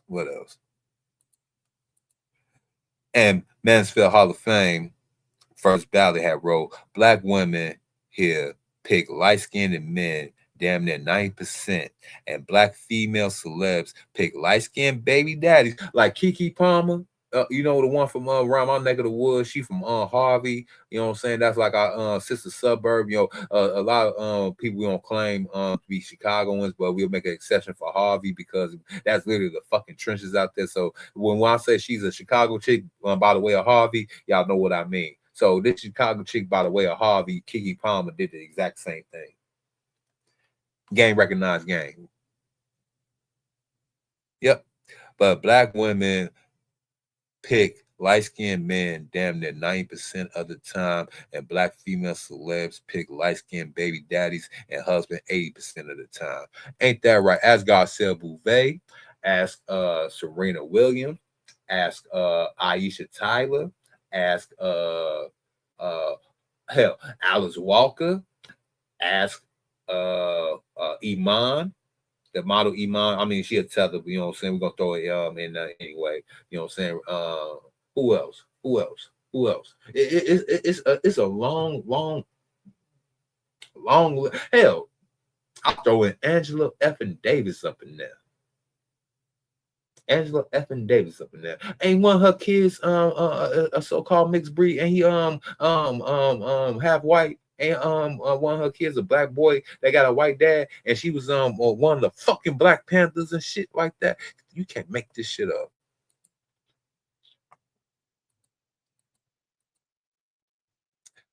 Hall of Fame this year, I've been seeing black studs with mixed. Wait. What the hell did I just click on? You seeing mixed stuff? Damn. I have a competition in me. I want no one else to succeed.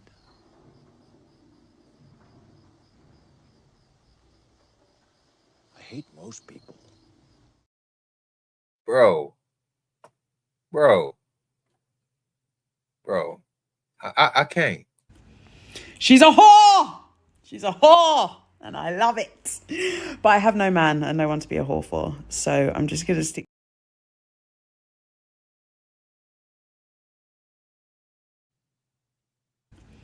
She's a whore. She's a whore, and I love it.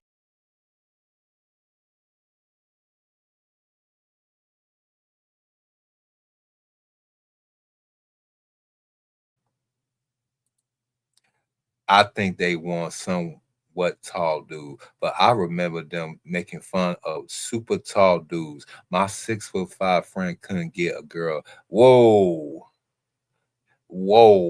that is crazy. So man, for real though, because I seen that happen with me and a couple of other guys too. You know what I'm saying? Almost every tall dude I see has an obese bro. And look, we being transparent over here. I'm like, again, my only motion was the big chicks that could basically fill up the ocean. I mean, I have baddies in my life. Yes, I have. I had some mids in my life. That was primarily why I used to mess with. And unfortunately, I had the belows, the big Berthas. Yes, Mr. O is being transparent. Yes, I mess with big chicks in my lifetime. No, I'm not like the rest of you a-holes out here that got the ego of when buy your arms and wasn't. No, you know what I'm saying? At one point in time, my Johnson was equal opportunities for all females, all shapes and sizes. But I was off the horny water. Times have changed. As you get older, you can't mess with big things like that no more. Do y'all remember why Gabe and came up with the fire test? Do y'all remember the fire test? Hold on, let me go put this back on stage. My bad, y'all. Let me put this back on stage.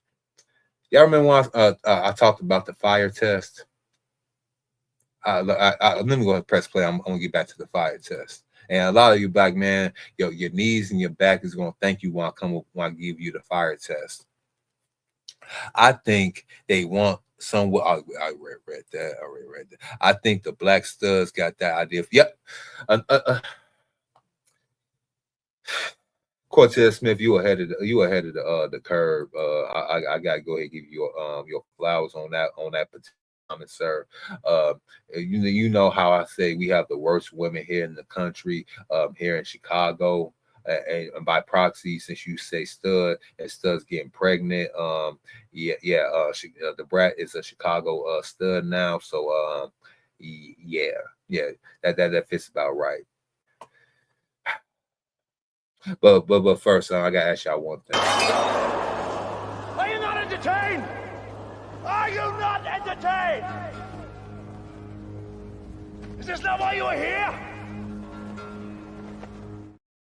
Like, comment, share, and subscribe. And if you want you to donate, you can sock it to my pocket at Cash App, $MISTERO070. And you can hit my email if you want to go ahead and support the content.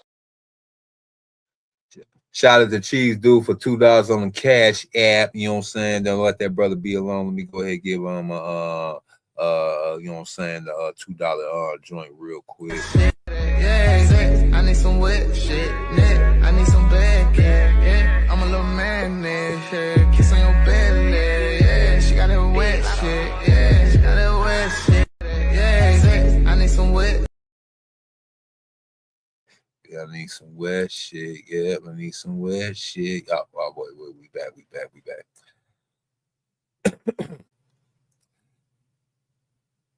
Yep. What else we got right here? I could name so many, bruh.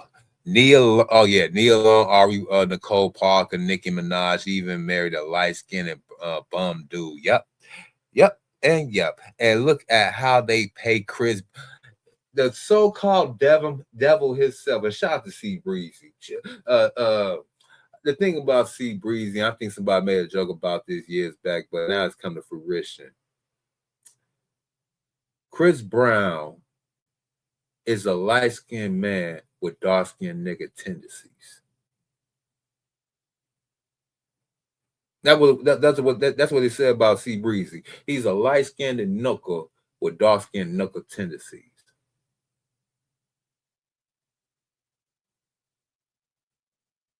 And I couldn't unsee it. I couldn't unsee it. And yes, ladies, I'm gonna hold your foot to the fire. We have seen you gullible bitches literally want gaslight black men for not paying your so-called way in life. You know what I'm saying? We're not seeing you cash that money. We're not hitting your link tree. We're not sending money through your little fake ass OnlyFans account. We're not basically giving you little charity work when we take you out on these dinner dates and stuff like that. You know what I'm saying? Like we doing a fund hood rat or feed the hood rat foundation. No. Feed the flat purse foundation. That's what it is. We're not out here basically doing charity work for the Feed the Flat Purse Foundation. But for some reason, after all said and done, y'all can find a way to give this light-skinned so-called abuser of women $1,000 for a fucking photo op. But y'all behind on y'all fucking rent and y'all fucking car payments. But Chris Brown can go ahead and get a stack about you. I love it. I love it here. I love it. Cortez Smith also wrote, I'm talking about a regular 6'5" dude. He was just normal, but not all all he had to do was, since he was 6'5", all he had to do was get a fucking do-rag, get a snapback, you know what I'm saying, preferably a New York fitted or a socks cap, preferably the socks, go socks, a white beater, a pair of camouflage shorts, and a pair of Timbs. He would have been in like Flint. I guarantee you, I did it.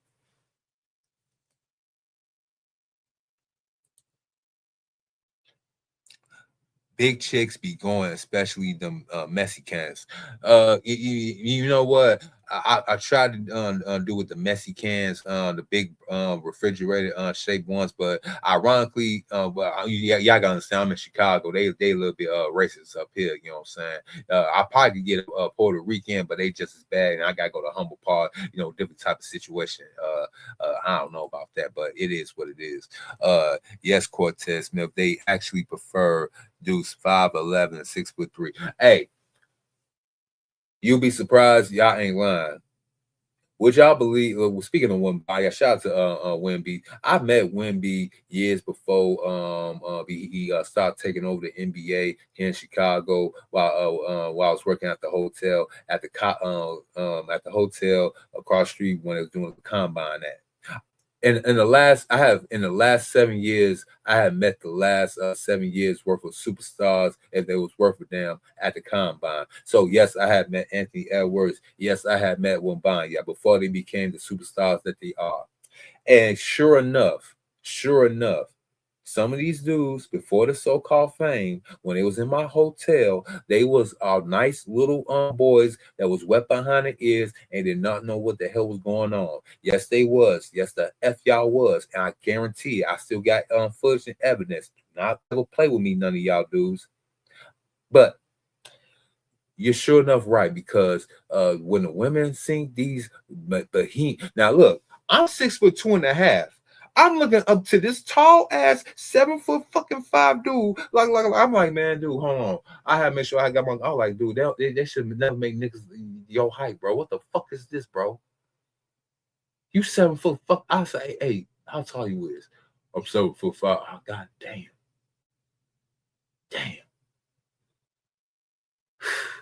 Shit. Guess what? The women folk that seen these dudes, They was in shock and amazement and awe because it was like,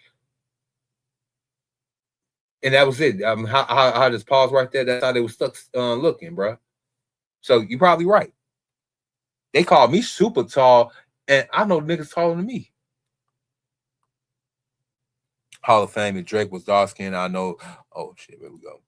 Hall of Fame, if Drake was dark skinned, I know for a fact that he wouldn't have made fun of his look. Oh yeah, they've been making fun. But they already calling him Caesar already, you know, from Planet of the Apes, all his career, but you know, it is what it is. Hall of Fame, exactly. I tell dudes when women say they want super tall men that just rage bait. Yep. All right, so I'm all caught up. They have also stopped liking big muscle. Bro, you beat me to it. They also stopped liking big muscles. They want slim fit men because they believe they have no chance in a fight against a big bro. And they still get they buzzword because it's all about technique. Y'all think the big swole dude like y'all be surprised.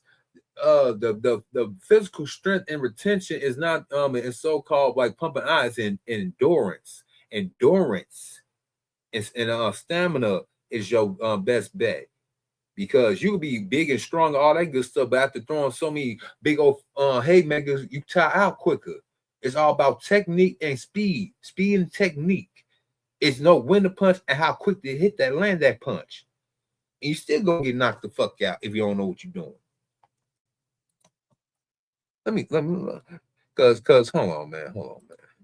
In May, on Friday, May 15th, I don't want a black male NFL player. I don't want a black male athlete. I don't want a black male celebrity. I don't want any of them. Whatever it's going to take for black women, and myself especially, to be free of all this competition bullshit just so black women can exist, then so be it. If any black woman has an issue with what I am saying today, take that shit over there. I don't want to be bothered. There are many black women who could give two shits about black men dating outside of their race. In fact, they're not doing that shit fast enough for me. I want peace. I want to live. I want to exist. I don't want to be brought up in another fucking podcast or a white woman's schemes in their text messages. My God. So to white women, to Latino women, to Asian women, to Arabic women, I don't give a fuck. Black men are yours. Whatever. They are yours. And black women who just want peace, we're going to wash our hair. We're going to do laundry.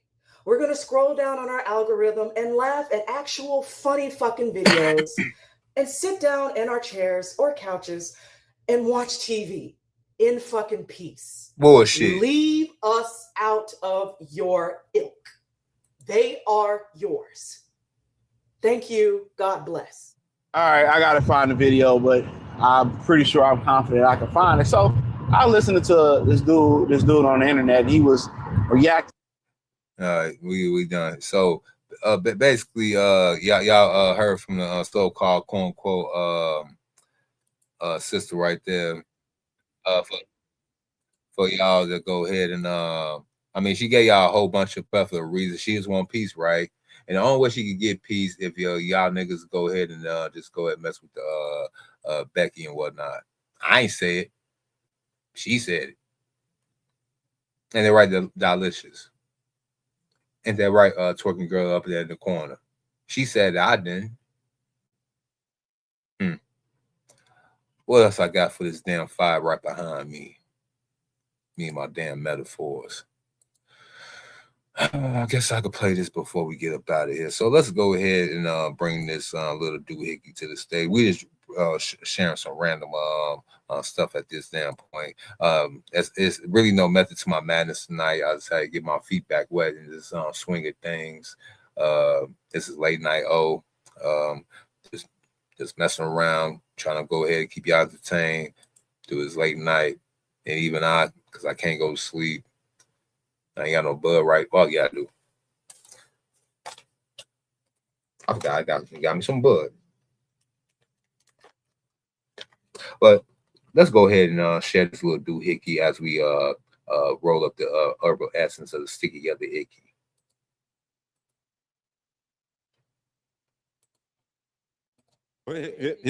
Why is that crazy? We both eat. It's crazy for a man to try to use a woman for a free meal. Like, what do you? Why is that? It's crazy for a man to try to use a woman for a free meal. Like, wait, what? It's crazy for a man to try to use a woman for a free meal. Like, what do you? Why is that? Whoa. It's crazy for a man to use a woman for a free meal.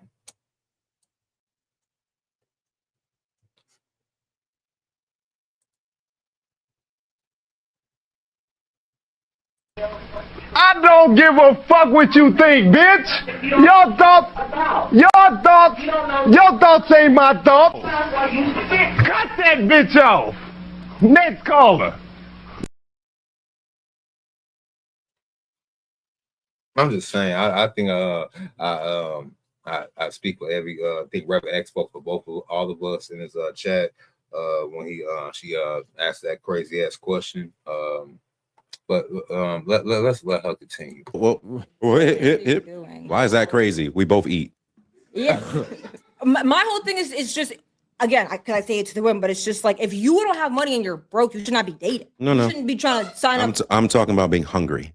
I'm talking about. Then we could be friends, and I will buy you a meal as my friend. Why are we on a date? You're in no position to be in a relationship. But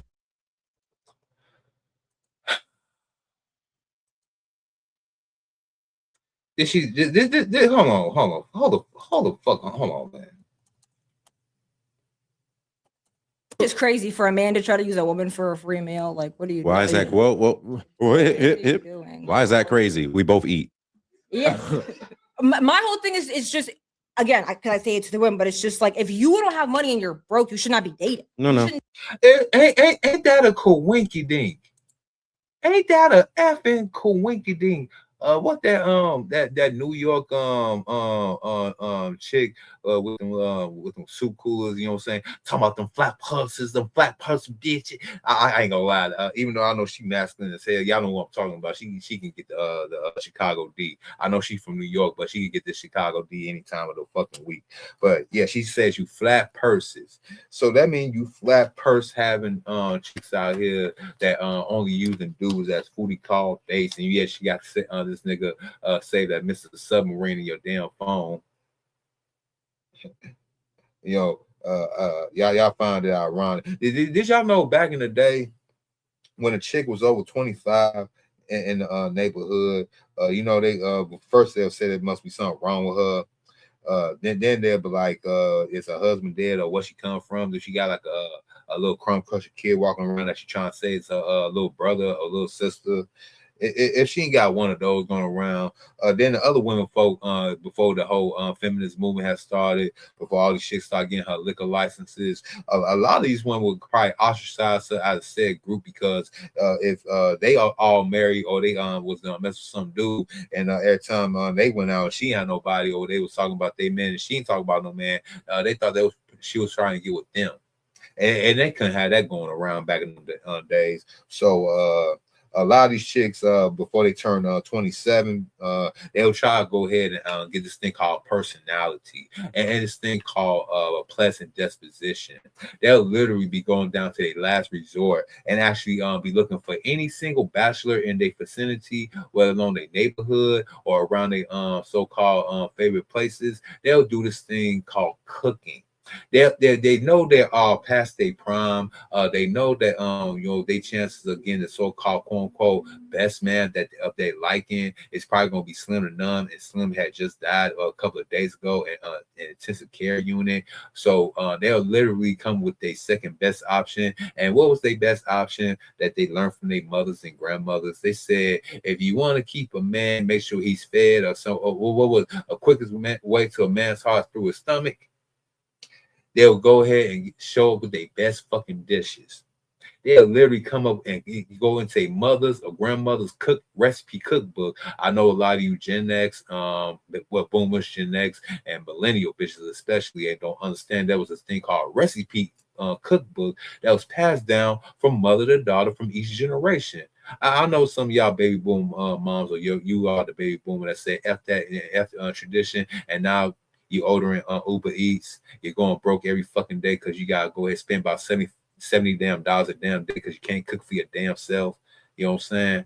And you starving right now. Yeah, recipe book. They don't believe in cooking for us, but they will take full pride and damn well use all our money to eat up Ruth Chris, and they want to give you a hug at the end. I might have to go and do a video about that tomorrow morning. But this shit, this dude, they ain't even get a hug, and this nigga spend like $500 damn dollars at Ruth Chris. Can't make this show. Be trying to sign up. I'm talking about being hungry. I'm talking about. Then we could be friends, and I will buy you a meal as my friend. Why are we on a date? You're in no position to. So you'll buy me a meal as a friend. So they don't understand.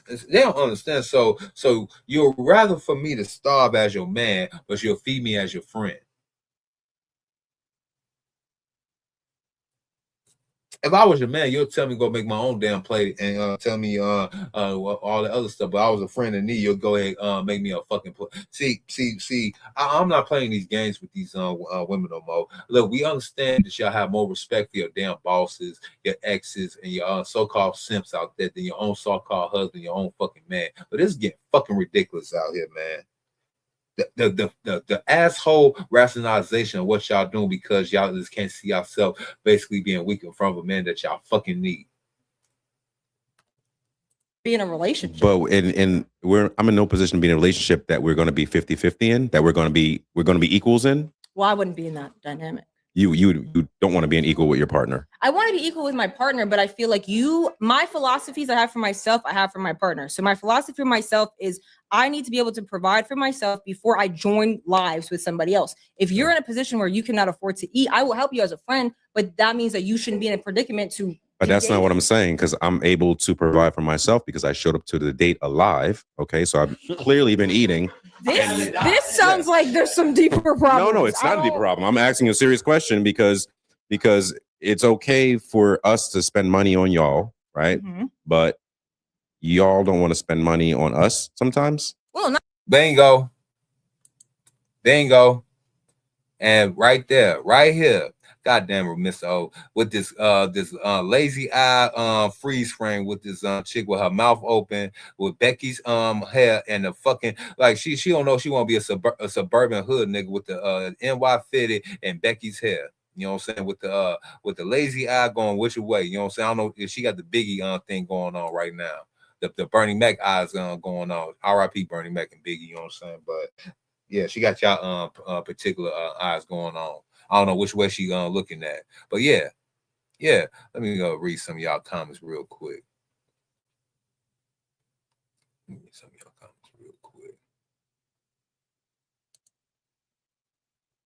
Hall of Fame, exactly. I tell dudes when a woman say they want super tall. Oh wait, I already read that one.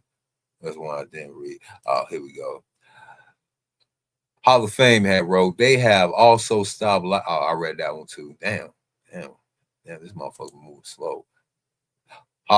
Cortez Smith wrote, Hall of Fame, and I'm literally seeing what you say play out in real life, especially Gen Z. In this case, it's skinny and short dudes with attractive women. Yep. What kind of strain you use, big bro? Right now, I am smoking on some of this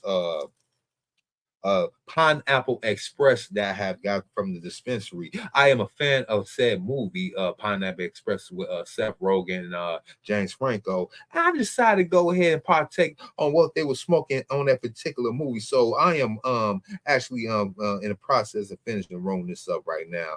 Let me continue to look at these comments as I do that, and let me go ahead and press play in a minute. 2 young dudes at my job are dating women taller than them. I knew it was about the ability to abuse. Damn. Or I hate to say it, that's also true, but a lot of short dudes, y'all might actually have to go and quote me on this too. Now, granted, the tall chicks, unless they in volleyball, if they play basketball, they have somewhat of a height, but they lack the skills. If these short dudes who lack height but have athletic skills get with that tall, lanky, unathletic bitch, they might have a shot in their genetic legacy making it to the NBA.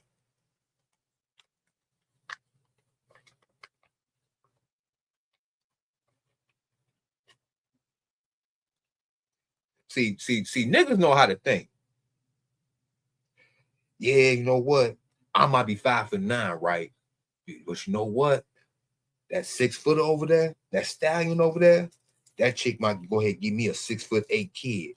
I'm getting an NBA one of these days, like it or not.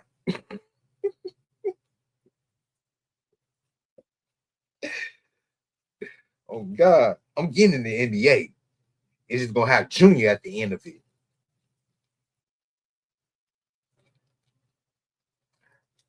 Yeah, I might be up in age. I already said, man, shit, if I ain't had no damn kids by the time I hit 40, which I'm about to be in the next 3 months, I say F them front crutches. But if I do accidentally get trapped in having a damn kid, I'm making Bo Jacksons out there. I'm sorry. I'm making Deion Sanders and Bo Jacksons. I need my sons to dominate 2 sports. I got to make up for lost what's the name? And I put my kid in baseball. I want all the money. But anyway, let me finish reading some of these comments. I hate when women are confident about telling men how to operate. Bro, me too. Weak men allow this. Yes, the Sharon Bracy's of the world allow this. The Izzy Bands of the world allow this. Yep, I agree. Those women will also make cucks of those guys. The FD signifiers of the world. The Deontay Cows of the world. Exactly. We on the same page. Chicks like that should be slapped. Well, I mean, yeah. But make sure it's with the backhand. I heard the front open palm hurts worse, so you gotta give them the backhand as long as you ain't got no rings or anything on. And it gives a more powerful statement. You know, so I heard. You know, the backhand it leaves a profound effect than the front slap. See, you got to come down with the forward slap.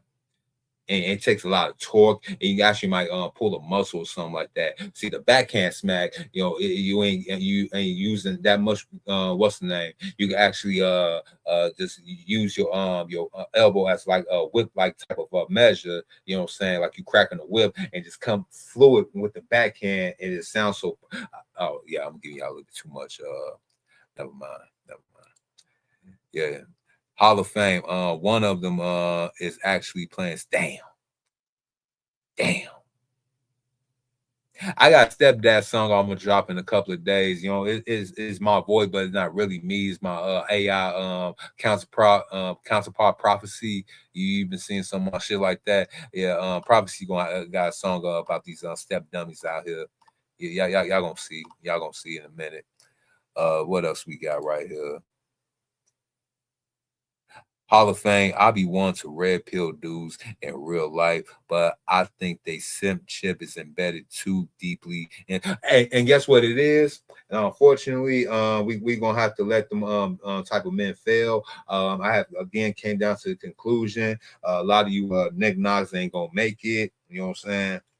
So just like the way of the dodo bird, just like the dinosaurs, just like Jerry curls and bell bottoms, some things is just never gonna come back. So it's called natural selection for a reason. So let them dudes basically breed and play themselves out. and we'll have to never live through this malarkey ever again because they won't be around. Just like the feminazi Keisha that basically said F her biology and this thing called civilization, and now she's 45 plus years old, trying to use her last bit of eggs that she got left and trying to get that one last Hail Mary and hopefully get a simp to go ahead and jack off into a petri dish and make it come true because she's seen that the next 20 years is not looking too good. Yeah. And I need her and the simps to suffer for that. Y'all better make sure that happen too, because if we kept allowing this to happen, it would never change. So when people talking about, but Mr. O, what that was? What if that was my sister? What if that was my mother? What if that was my? Oh yeah. Fuck all that. Fuck all that. I got sisters I love, and I mean, God bless their soul, but they want shit either. I mean, I got brothers ain't shit, and I got cousins and aunties ain't shit. I barely had my mom, but she died when I was 8 years old, so I can't even really speak on the woman. Love her to death. She's probably a good, nice woman, but unfortunately, I had to tell this to every chick that even in my own family, don't get misconstrued. I only got one life to live, and yes, I do take. Matter of fact, hold on.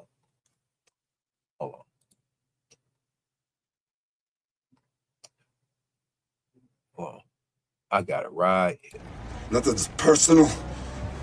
What the fuck is life if it's not personal? Let me say that one more again for the niggas in the back. Nothing's personal. What the fuck is life if it's not personal?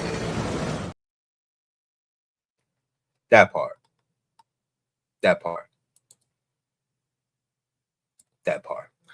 Let's finish up with this damn conversation. Sometimes it depends. All the time. It's partner. So my philosophy for myself is I need to be able to provide for myself before I join lives with somebody else. If you're in a position where you cannot afford to eat, I will help you as a friend, but that means that you shouldn't be in a predicament to. But that's not what I'm saying, because I'm able to provide for myself because I showed up to the date alive. Okay, so I've clearly been eating. This sounds like there's some deeper problem. No, it's not a deeper problem. I'm asking a serious question because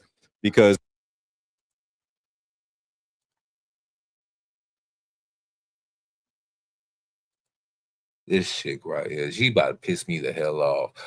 Chicks like that shouldn't be. Yeah, I already read that one. Hall of Fame. One of them is actually playing a style. You read that one. They have taller men. They will have taller men's baby and have the smaller guys believing they are the fathers. Yes, and they try to do that until this thing called Dana, aka DNA, have finally came and crept into the door. A lot of dudes start questioning their little 5 foot selves and how they 5'8", 5'9", and they be seeing the 6'4", 6'5" point guard walking around their damn hood house at 15, 16 years old. And you know the chick's favorite excuse is why, well, you know, tall men running my family.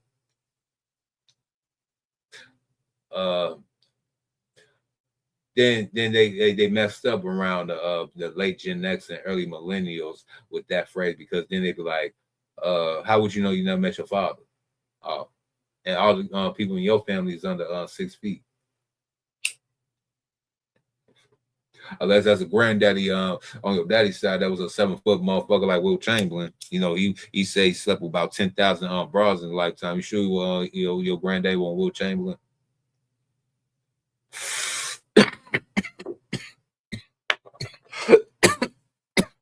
Otto Porter Jr. better ask about his mom that question. Anyway, Mr. O, are you and I the only black men in America willing to call out their own female relatives? I believe so. Yes, yes, sir. Yeah. See, the thing about me, since I'm like the black sheep of the on both sides of my family, even though I don't have a criminal record, I stayed out of trouble, tried college, but I really became a tradesman in some aspect. Don't have a lot of crumb crushers, no Nicola kids walking around here. Pay my vote. Yeah, I'm pretty much a black sheep of the family. I don't play basketball, but I do boxing and play baseball. But you know, the nigga sports is football and basketball. So technically I'm not as athletic as the nigga folks is concerned. Even though I'm very surgical with a baseball bat in these damn hands. But that's a different story. But yeah, I'm pretty much the only one that'll call them out, and I basically am a shun on both sides of the family for said remarks. It is what it is. It's peaceful over here now. Say, drop the link. Oh, I can come and say something. It's getting kind of late. Chaos. Maybe in the near future is already 2 hours. You know what I'm saying? I ain't want to go past this. What's the name? But I guarantee you, the next time I have a late night show, I'll send you a link. I think FBA women are exonerated of all charges because 99.9% of FBA men forgive mom and sister for any and every bro.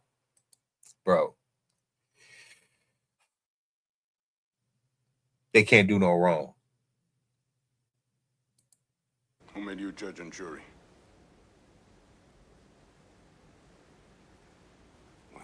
It's a tough job, but somebody's got to do it. No. Yeah, everybody use every Frank White quote through a whole manosphere space. They'll use this one right here.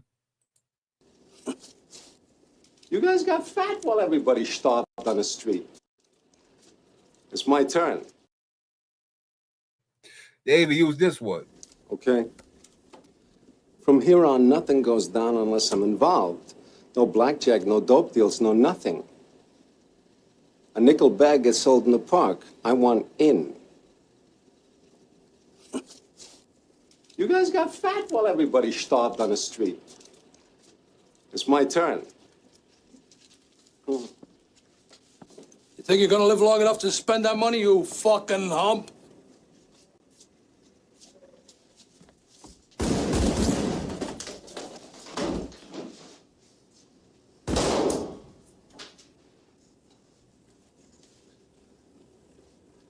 If any of you are tired of getting ripped off by guys like that,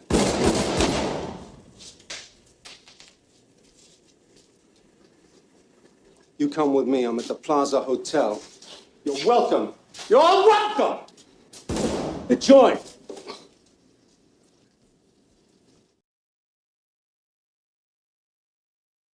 The reason why I have played that all the way through in its magnificence and beauty, Manosphere Hall of Fame. The reason why I played that for both of us, for the simple fact, no problem, Chaos. You know what I'm saying? It's already late. I'm tired as hell. I did this as a popular stream, and now I got to find a way to edit some of this shit down so I could probably put it on back play.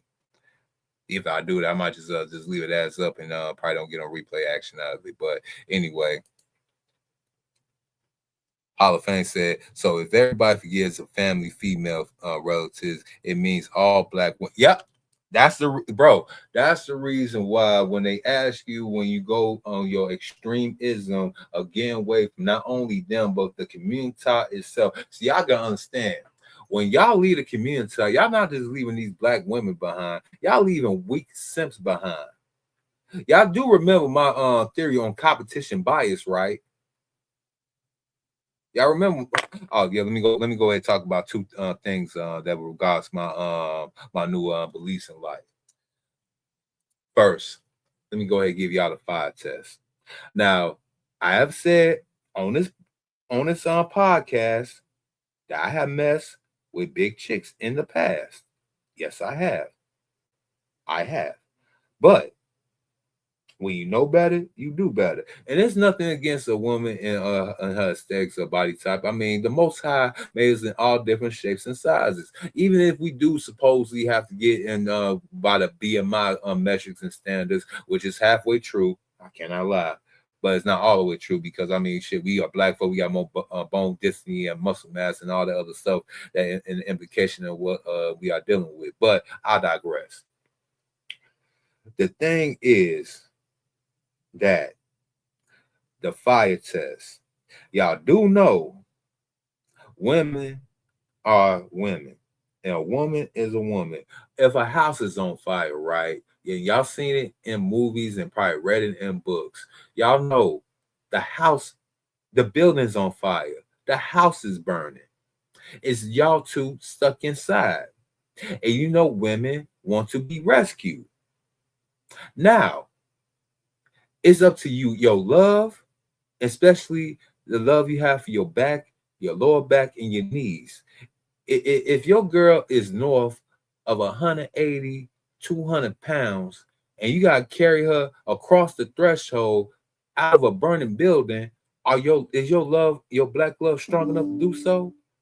If not, then she does not pass the fire test. I'm sorry.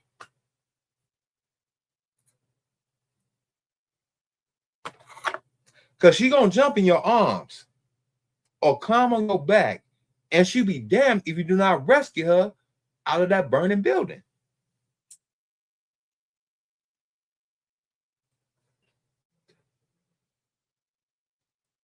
And I know what y'all gonna think. Well, I'll just go, you'll do a 5 miscarry.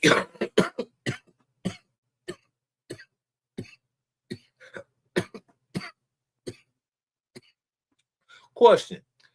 You'll do a 5 miscarry with a woman that weighs north of 180 pounds.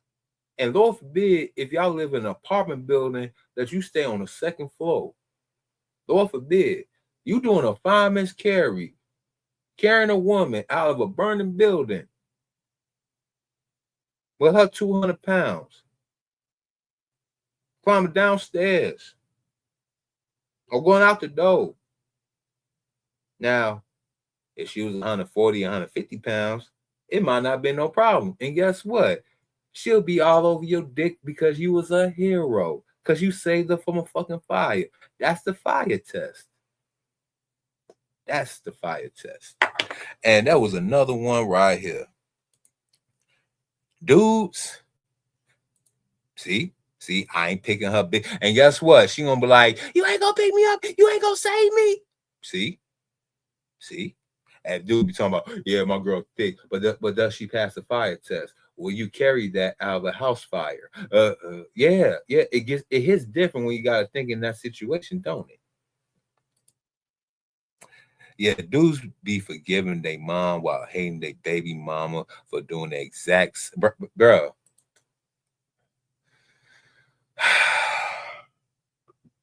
Bro, they don't want to have that conversation. They scared of that conversation. I think FBA went. Oh well, you already read that one. So if everybody forgives their female relatives, it means a black woman are forgiven. So we have wasted 15 years in the manosphere talking about, but yep, because they use that. So even a weak ass man, again, going to the competition bias. Have y'all ever noticed that I had gave y'all 2 trade-offs for the new frontier of black masculinity in America? Okay, I get it.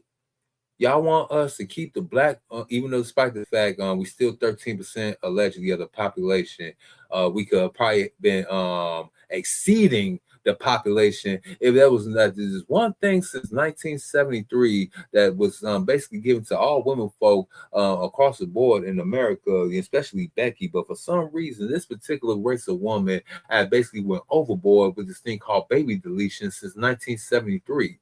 We'll probably be more instead of being like what we at now, being at 22%, 22 million combined population. We could have been at least at 80-some million compared to Caucasian people of 150 million population right now in this country. But you know, ever since 1973, going forth 100,000 or 10,000 babies deleted each day, 100 million babies deleted each year since 1973. Y'all do the math. Y'all basically deleted more children than all wars that U.S. have been in combined, including the Civil War. Shit. Y'all better be glad if there's a hell. But Now to you, you weak ass niggas.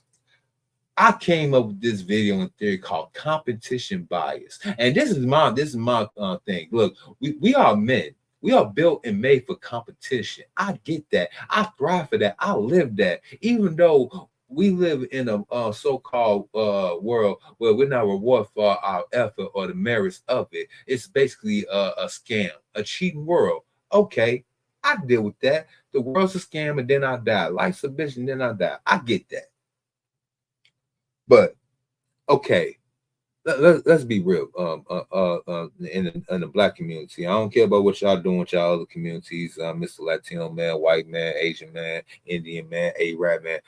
We get to y'all later, but I want to go ahead and break this down with my so-called brethren, my brother. Okay, this is my thing. To Thuggo, to Square Chauncey, to pro-black Daryl, you know, the black love, pro-black Daryl. This is my thing. Okay, bear with me. My black ass, let's say let's do my trade-off.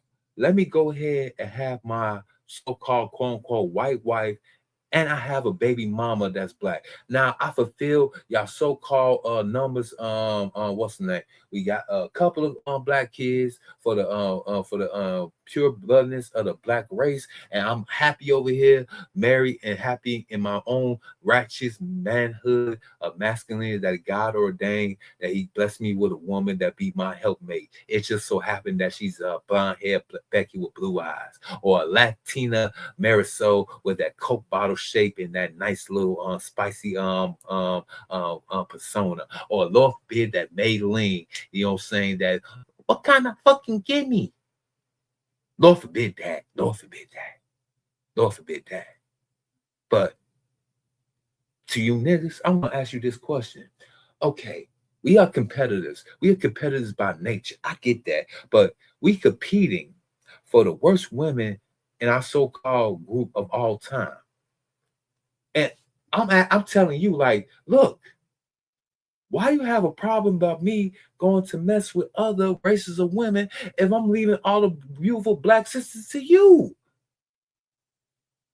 Why do you need me to compete with you for women that don't want me? What? What's in your malfunction? Well, I'm just saying, man. But look. The so-called oppressor, the so-called patriarch, the so-called white man, he giving her welfare, he giving her a place to stay, and he gave her education so she don't have to deal with our black asses at all. But man, I'm just saying though, man, you just handle the white man winning. But bro, let's hear me out, pro-black simp. Okay. I figure I know your philosophy. I hear what you're saying. You see, black man, black woman equals more black babies. You know, despite the fact that you know, when she had that so-called baby, right? Pro-black simp, she used a white man to go ahead and extract all your resources about you, and using said same white man to go and keep the babies away from you. You know what I'm saying? And hope to get the so-called child support out you. And let's say y'all found a way that y'all basically nip it in the bud and want to go ahead and have the same kids in the same household. You know they want to go ahead and use that lie sometime. Let's say they use that and say that they gonna still negate and belittle your authority in said house, but expect you to still be the man of yesteryear. And to be clear, Mr. Pro-Black Sim, I know you want to keep the so-called sanctity of the black love and black relationship going along, but damn, Pro-Black Sim, did your great grandfather fight fucking slavery on for you to fight to get back in? don't get it wrong, Pro-Black Sim. I get the black love, the black love, the black midnight love from BET. I get that, but damn, you know, responsibility without authority is slavery, right? Didn't your forefather, great grandfather, possibly your great grandfather, probably fought to get away from the so-called thing called slavery? And here you want to fight yourself to get back in? And even worse, you want to be under the slavery of a woman that was basically the concubine of your so-called president in the first place?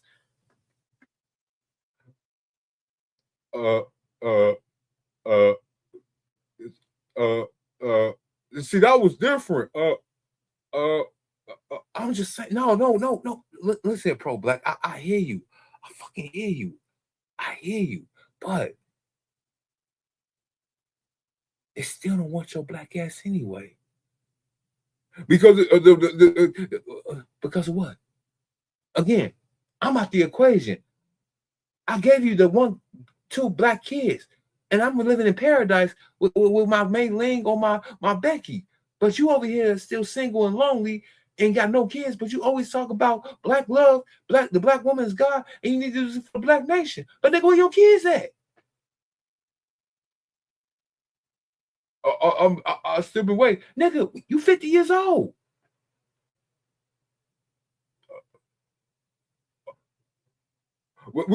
But you want me being you want me to go ahead and spit gang to these chicks. We gotta go ahead and spit gang to these chicks, chase women that don't want us, but the ones to pay their bills. For what, Mr. Pro Black Sim? Then that what black men do. That's what black men do. Let me press play. It's okay for us to spend money on y'all, right? But y'all don't want to spend money on us sometimes. Well, not sometimes. It depends. All the time. It's well, number one, again, the men normally spend. Hold on, let me pause that real quick. Hold on, let me go look at this real quick. Hold on. Damn, I can't read. My 50-year-old co-worker said he will defend his older sister with his. First of all, hold on. Skin of Autism. I ain't picking her big ass up. I figure on that. He said crazy.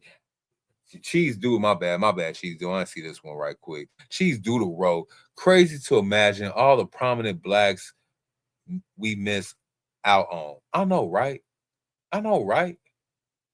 All the millions of baby deletions. I was one of them probably could invented cancer. Cured cancer, AIDS, and all that good stuff. Yeah. Just imagine. But Manosphere Hall of Fame right here, though. Listen to this right here. And this is why I'll be trying to warn y'all about these so-called olders. These niggas not our elders, they're our olders. And I know we've been giving Gen X a little bit more flowers. We give Gen X flowers through these trying times. But we only giving probably like the middle to late portion of Gen X their flowers. You older Gen X motherfuckers, I've been around y'all. So y'all can't gaslight me. Y'all can't lie to me. I know you MFers. You niggas going out just like the same damn boomers, bro. Y'all doing a little remix twist, but guess what? At the end of the day, some of you older Gen X niggas, y'all worse than the boomer niggas. Because there's some boomer shit right here. Let me read this. My 50-year-old co-worker said he would defend his older sister with his life, even if she's in the wrong and puts a stranger's life in danger. That's what I'm talking about right there. Them type of crash out niggas right there, y'all gotta go. Again, we know these bitches lie. But for you to go ahead and condone her bullshit, now both y'all gotta go. We gotta have some type of moral compass and some type of right to justice around this motherfucker. Are we all just gonna be basically subjugated, just like, well, right is right and wrong is wrong, but forget it, bang bang. You know what I'm saying? We gotta have some type of screw. Now hold on. Y'all got pardon me. And shout out to Tito. I'm not as articulate as him. I'll be trying to come up with the words that fit these sentences, but let me go and fuck. I'm gonna be niggerish on this damn shit. Y'all crashing out, even for your fucking lying ass sister that'll get you fucking killed. And you probably up, bro. See, y'all niggas right there, y'all just want to crash out to be crashed out because y'all think y'all gonna have an honorary death. And guess what? It'll just be one weak ass simp that we ain't gotta worry about. There's no honor and defending a lying bitch's life, period. I seen too many niggas die in Chicago because of what a lying bitch came out her mouth. even if she is in the wrong and puts a stranger's life in danger, he preferred the stranger gets defended rather than his sister. And guess what? He probably won't make it to 55 with that type of logic. And you tell him I said that. Hall of Fame. I'm sorry, laugh my yeah, bro. Yeah, man. And he rather himself get deleted, bro.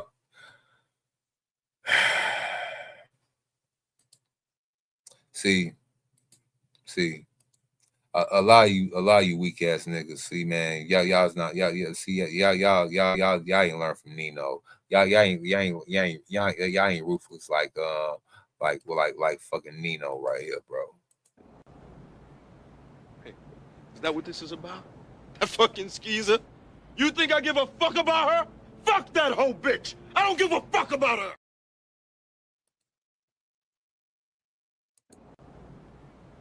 Hey, is that what this is about? That fucking skeezer? You think I give... Yep. And that's all it be about, over a fucking skeezer. And he'd rather himself get deleted for his sister's wrongful actions than for her to face consequences. And that's exactly what I just got through saying right there. You was not gonna get no honorary fucking death, you goofy ass, simp ass nickel. There ain't no heroics. Again, it would just be one nigga that we got, one less nigga we got to worry about. Two, unfortunately, but it is what it is. But Mr. O, he will defend her even if she did not lie.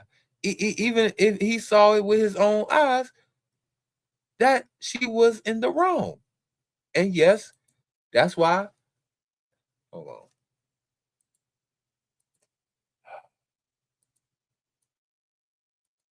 What a goddamn thing. What a goddamn. Any of you. No.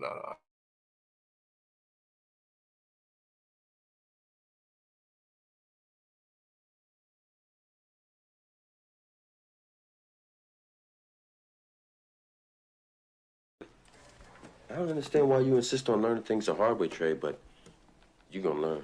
Oh yeah, you gonna learn. Oh yeah, you gonna definitely learn. Y'all gonna definitely learn.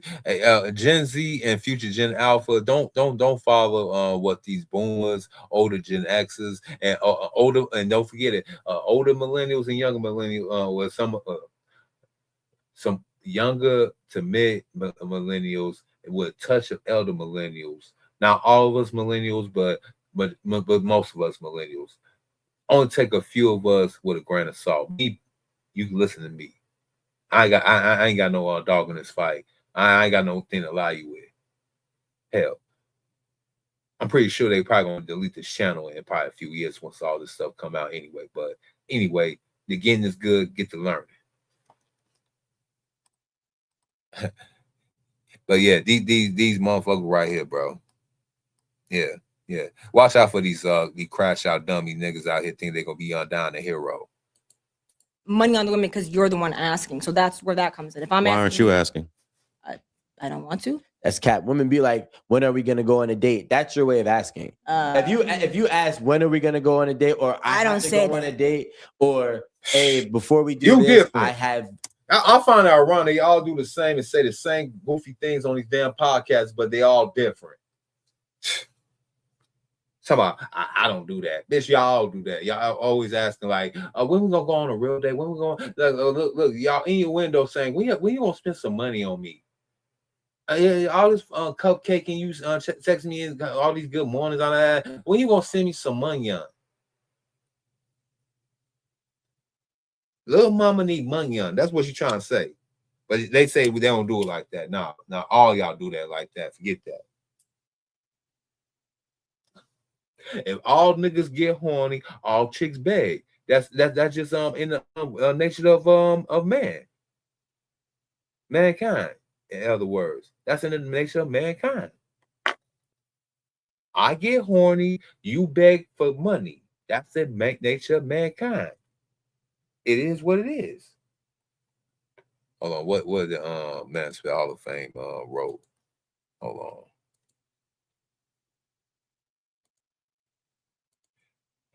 We discussed this in detail.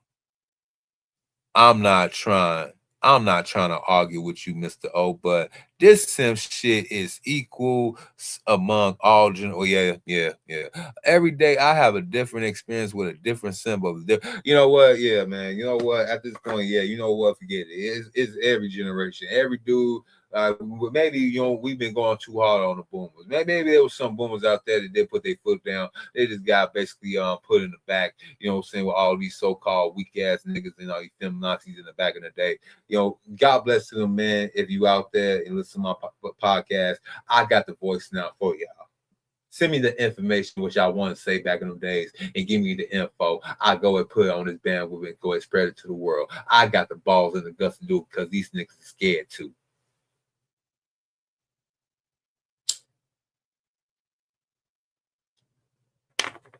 And I know what all these motherfuckers gonna say. I already know what these niggas gonna say. Hold on. I'm gonna beat y'all to it. I say fuck it. But you'll get no pussy. Fuck it. You don't understand. Is I make love to my hand. So I don't need you, honey. I beat my dick like it owes me money. Fuck it.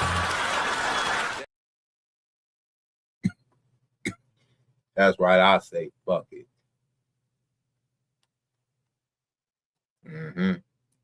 Let's press play. After this, I'm about to go to bed. I'm already high as a fucking kite. And I'm tired of saying whatever fantasy rule that you made up in your own brain of 2-3 dates. But I'm just saying it's happening. Yeah. So like women are, subconsciously asking for dates, just like they subconsciously ask for marriage. Oh, I want a ring before this happened. Oh, I want to get married. I want to be married by this age. And niggas looking at her like, damn, you just really asked me to marry you without really asking. So they do all of this like beating around the bush ways of asking while saying they're direct. Yeah, while saying they're direct. Yeah. You should have known because I told you 17 hints. Well, yeah, no, you should be direct. But again, this is why you have these conversations in the beginning of like, if we both went into this dynamic with marriage in mind, and now 7 years has gone by, you knew that this is what I wanted, and we're having that conversation, and it's like, hey, I was wondering by this. It's like, well, that's why don't you just take the initiative then? Take initiative to propose. She already said she's not even asking a man for a date. Yeah. So she's not her saying not proposal, but her saying changing up her whole script is not going to happen. She's not even asking a man for a date. She's not asking a man for food. He's got to be able to provide, not shelter or anything, because I can take care of myself. So I'm saying, like, why isn't it we both go in this 50-50? And I'm not saying we got to split the check, but like, you get a date, I get a date, something like that. I think once you're in a relationship, I can. We have to get to the relationship. Thank you, thank you, sir. Even though you like borderline, you trying to go on the fence. I keep on telling you about you fence walkers. You keep on walking that damn fence, that post gonna go up your fucking ass. Yeah, let's go ahead and keep on watching. But yeah, she's trying to find every back door action to get herself to get all of yours and give up nothing. You see it. No. If you come in and you attempt to date me and I'm paying for everything, why do I want to be in a relationship with you? I don't want to provide for you. You're not a child.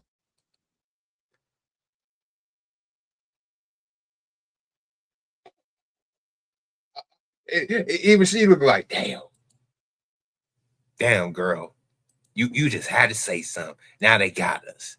They fucking got us. Hell no. That's why they shouldn't let dumb bitches read psychology books. Just saying. Or are you? I mean, I guess it just depends, because like I think and agree that it's okay for a girl to pick up the tab for a guy that she likes, to show him of like, hey, I'm here too. Like my dad like taught me that, of like, yo, like you. Wait, what? I can. We have to get to the relationship. Oh, maybe rewind.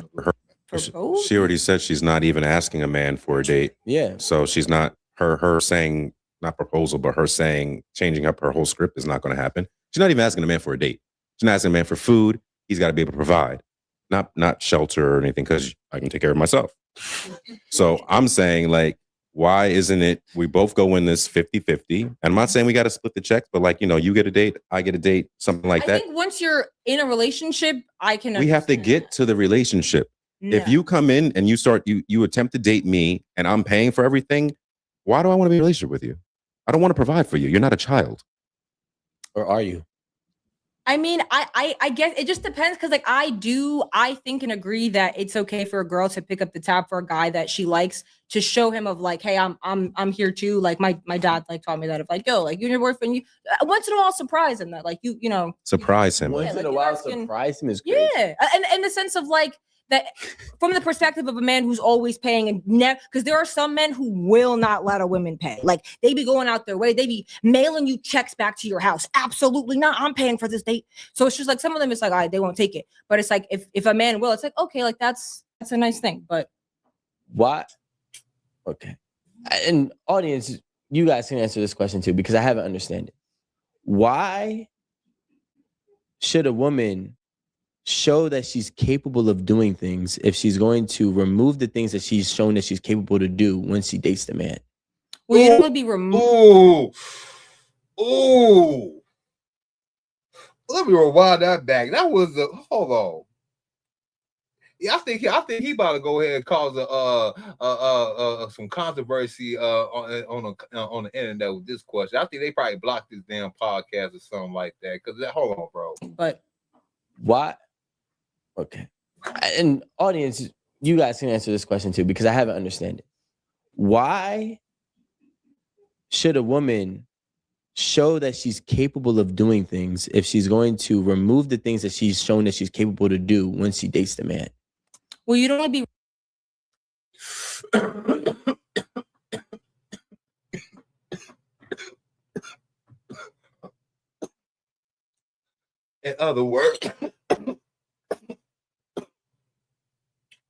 In other words, yeah. Shit. This Pineapple Express. Damn. Fuck. Oh yeah. Oh no, nigga. I already said that. Oh, right here. There we go. That question right there. This dude is asked her will cause a lot of problems in your so-called relationship, ladies. It's messed up how I'm about to say this. Y'all notice that chick will tell you all the so-called quote-unquote things that they bring to the table, even saying that they are the table. Okay, they saying that they got their own money. They got their own career. But this is my favorite though. They'll tell you about all the sexual, deviant, nasty, debaucherous things they did prior to you.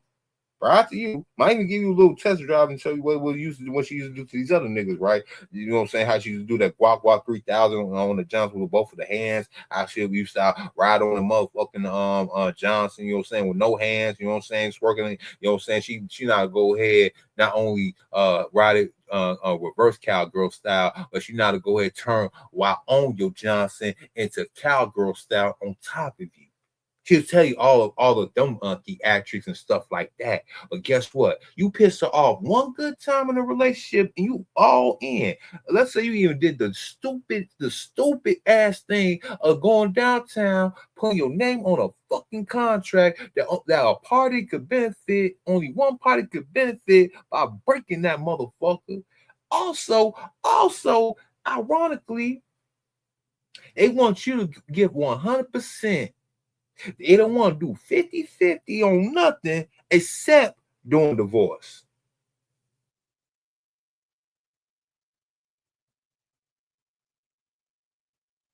And they say, men are scared to commit for a reason of what? Who? This you gotta be crazy. Removing it based upon what are the agreements? The things.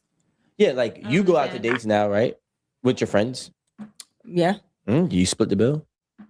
Okay. So you sorry. You like Yeah, but my friends aren't trying to fuck me. okay, so it's the sex. Whoa, then. whoa, whoa, whoa, what? difference. Wait, I mean, hold on, yeah, I hold think- on, hold on. I got to come right back to that. God damn it. Hold on, man. First, I got to highlight this damn comment right here. Hold on. And yes, this is why Mr. O with the info. When I tell you, because I be forgetting sometimes, because I be forgetting how old I am. I ain't gonna lie to you. I actually feel better than in my advanced age than I did in my teens and 20s. I don't know if it's the drugs or the alcohol and overweightness, but I feel way more better than me at almost 40 than I did in my 20s or even in my early 30s. Also, I take my vitamins and drink water. You know what I'm saying? Be trying to get my life exercising, but I will be hitting the gym. As you get older, you gotta start doing better things and all that shit. So I gotta go ahead and hit the damn gym, give up these damn cigarettes, change my eating fucking habits. At least I'm doing this shit kind of somewhat early. You know, I mean, I've been off and on with my basic life, what's the name thing, but I know better. So boxing gym, calisthenics and weightlifting. A lot of you dudes, you gotta do both. You gotta stretch the fucking muscles. Muscles are made to be stretched and to be built on. Why the hell would you build on unstretched muscle?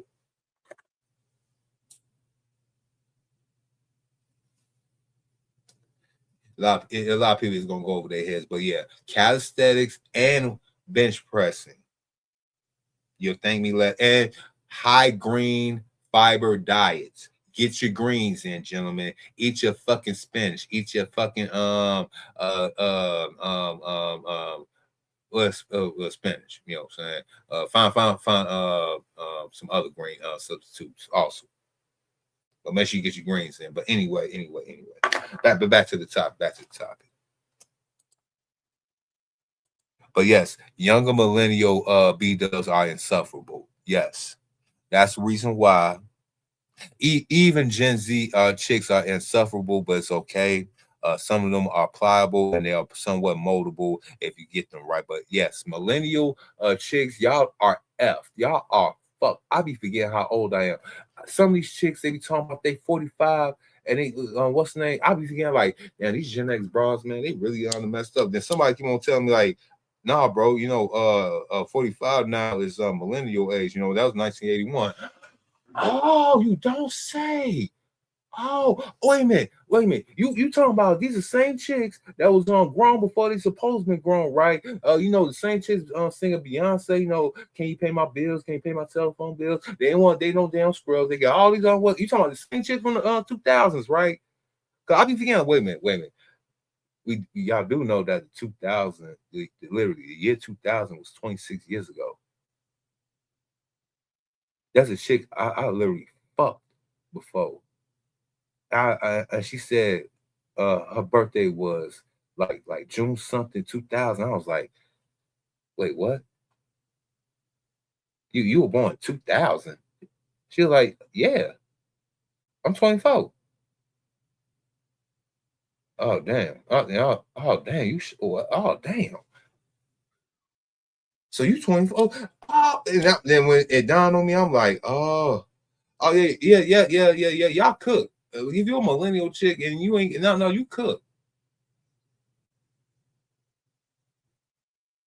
And we try to warn y'all. Y'all was y'all was the most warned woman of any generation of all time.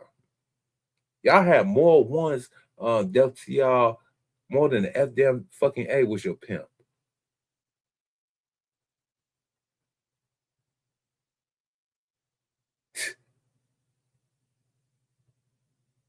All these warning signs. Sad, really. But yeah, they cook. Yeah, excellent question. That's like women leading with their education and career, but not interested in paying bills. Bro. bro. And once this whole reverse psychology bullcrap stop going on in the community, only then will we get back right. Because it's number reverse psychology, and it needs to be an asshole that what's going on in the black community.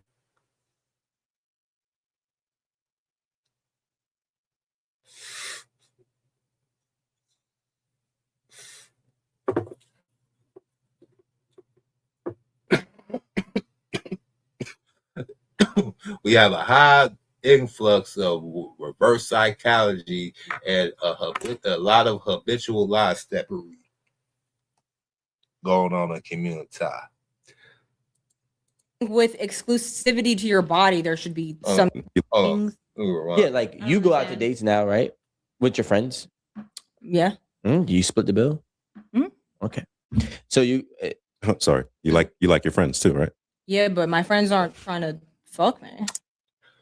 So, who lied to you like that? And you see the look on her face. She like, I mean, they probably would, but they know, yeah. Your friends is trying to fuck you, sweetheart. Yeah, yes. If given a situation, you're not the ugly fat friend, so yes, they will fuck you.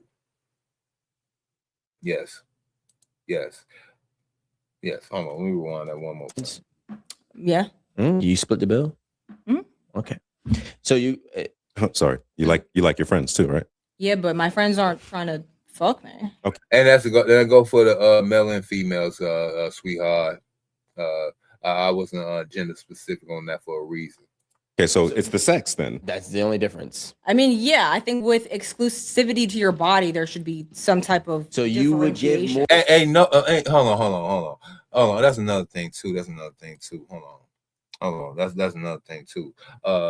Who say y'all being exclusive out here? The cat's out the bag. Y'all say y'all got rosters out here, and unfortunately, it's hard for me to believe that you got 4 niggas just lying and waiting to get to that box, and you just letting one nigga hit. I'm sorry. Ain't even the simps. Ain't no goofy, freewheeling. Ain't no nigga that goofy. Ain't that nigga that understanding. I can understand, but I ain't that damn understanding. You know what I'm saying? We in a world that I'm gonna even kick you off for your father now, y'all. So the chicks, the whole Johnson's not getting up. Pause.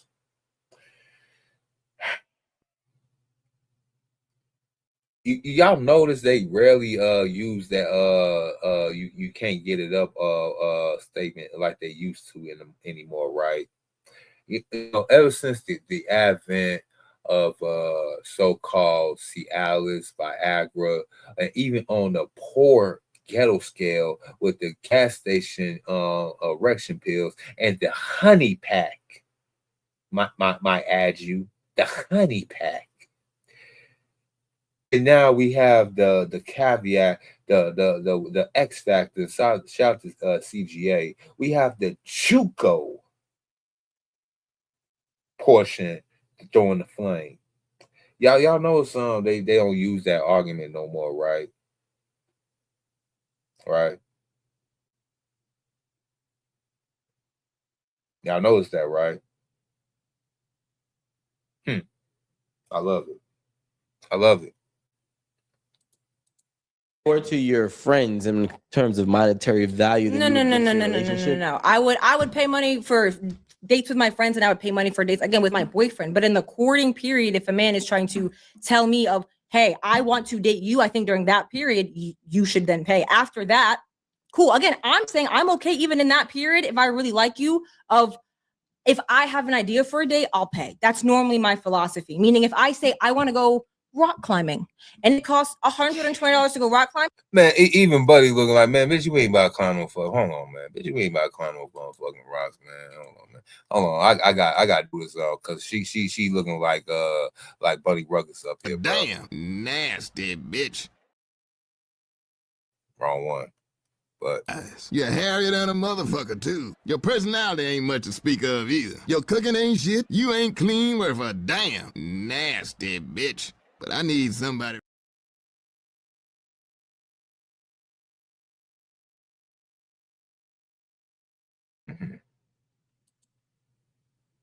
Hold on. I will come to that date with $120 and I wouldn't expect you to pay because it was my idea. I'm asking you. But I think if the guy who most of the time is the one putting it together, then that's how it would be. All right, my question is essentially women like yourself want to be able to pay for their own ways as an adult. Correct? Yeah. Now, that means you have to work or you have to find a way to get money on a weekly, daily, monthly basis. Right? You're 26 years old, so let's just say you've been getting funds since you were 18, hypothetically. So for 8 years, you've proven to be a capable woman, adulting woman, or a woman that's able to adult, right? Mhm. Now, the second a man comes in, whatever you've been doing, you are now removed those responsibilities from yourself, and he takes over those responsibilities. So the question that I have is, what was the purpose of even showing that you can do it or proving to yourself that you can do it when you ultimately are not trying to do that? And we just gonna hold on. We should just end it right there because I already want to hear their rebuttal after this point because I already know it is gonna be some line stepping, gaslighting, and all type of bullshit gonna come out their mouth right there. Wall climbing on the rocks. Nope. Bro.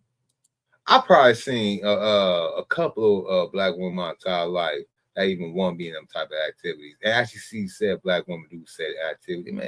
Man, go. You talking about man climbing, man. Climbing rocks. Yeah, they climbing rocks, all right. Instead of maybe trying to study for 8 years on how to get the man that's going to do what you want him to do versus you figuring out how to adult just so you can not adult.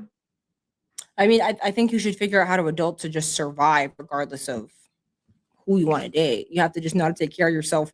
Because even if you're in a relationship and something happens to that person, it's like you need the skill set to be okay by yourself. So it's like if I'm a functioning adult, we get into a relationship. Me personally, I'm going to proceed on doing those skills. The only time that dynamic changes is if a man takes over that financial responsibility and then might say, hey, I want you to stay home. And now I have a different list of responsibilities with that. Why would I, hold on, again, why would I give a so-called quote unquote girlfriend wifely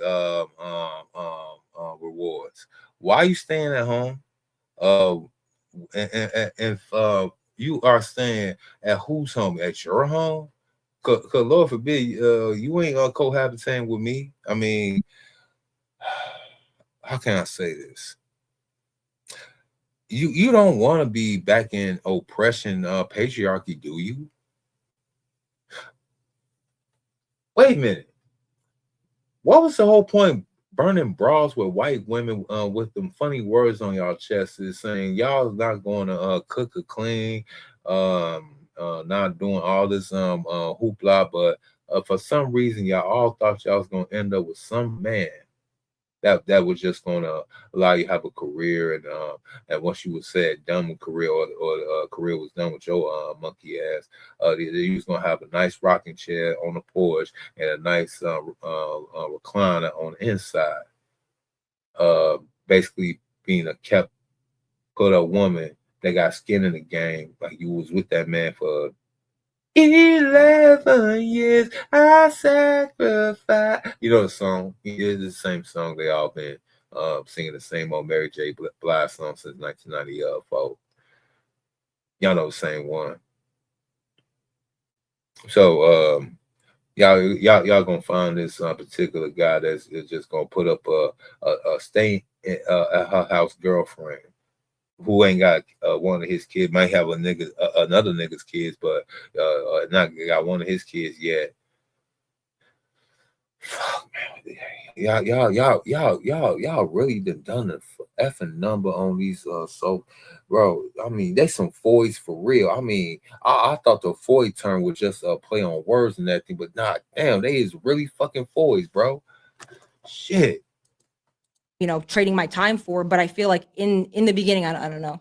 So this question stems from the simple fact that some men, myself included, feel as if women like to play dangerous games with men. And an example of this would be going out to Mastro's or Ocean Prime, and you're seeing him order a $300, $400 bottle of wine. You're seeing him get the seafood tower that's like another $200. You're seeing him, you're watching him really get invested into you in one moment, and then to pull the plug on him and expecting him not to have a certain type of reaction. This is the first date. First date. And so if it's the first date, pause and read some of these comments. Hall of Fame wrote, Philosopher Stone wrote about how career independent women and nice guys are both frauds.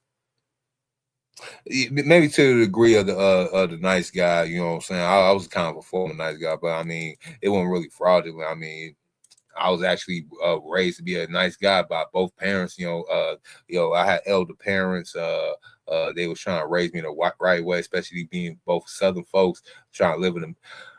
They were trying to instill to me Southern good Baptist, Mississippi, Alabama ways, respectfully, mom and pop, Mississippi and Alabama, respectfully, in the fucking Midwest, in the city of Chicago. God, I love y'all, pop. I love you, mom, but yeah. Not if you like, yeah, she definitely a fraud. Not if you lazy. Yeah, exactly, Scanner. What the hell is you staying home for? Exactly. But one high value man that has standards. Hey, remember, let's get married when you could actually do it. Yeah, right. I know, right? Marry a matter of fact. Well, remember the time you actually got to marry your high school sweetheart, and you actually get to take a V card, and you was probably the only other nigga that she ever been with her whole entire life.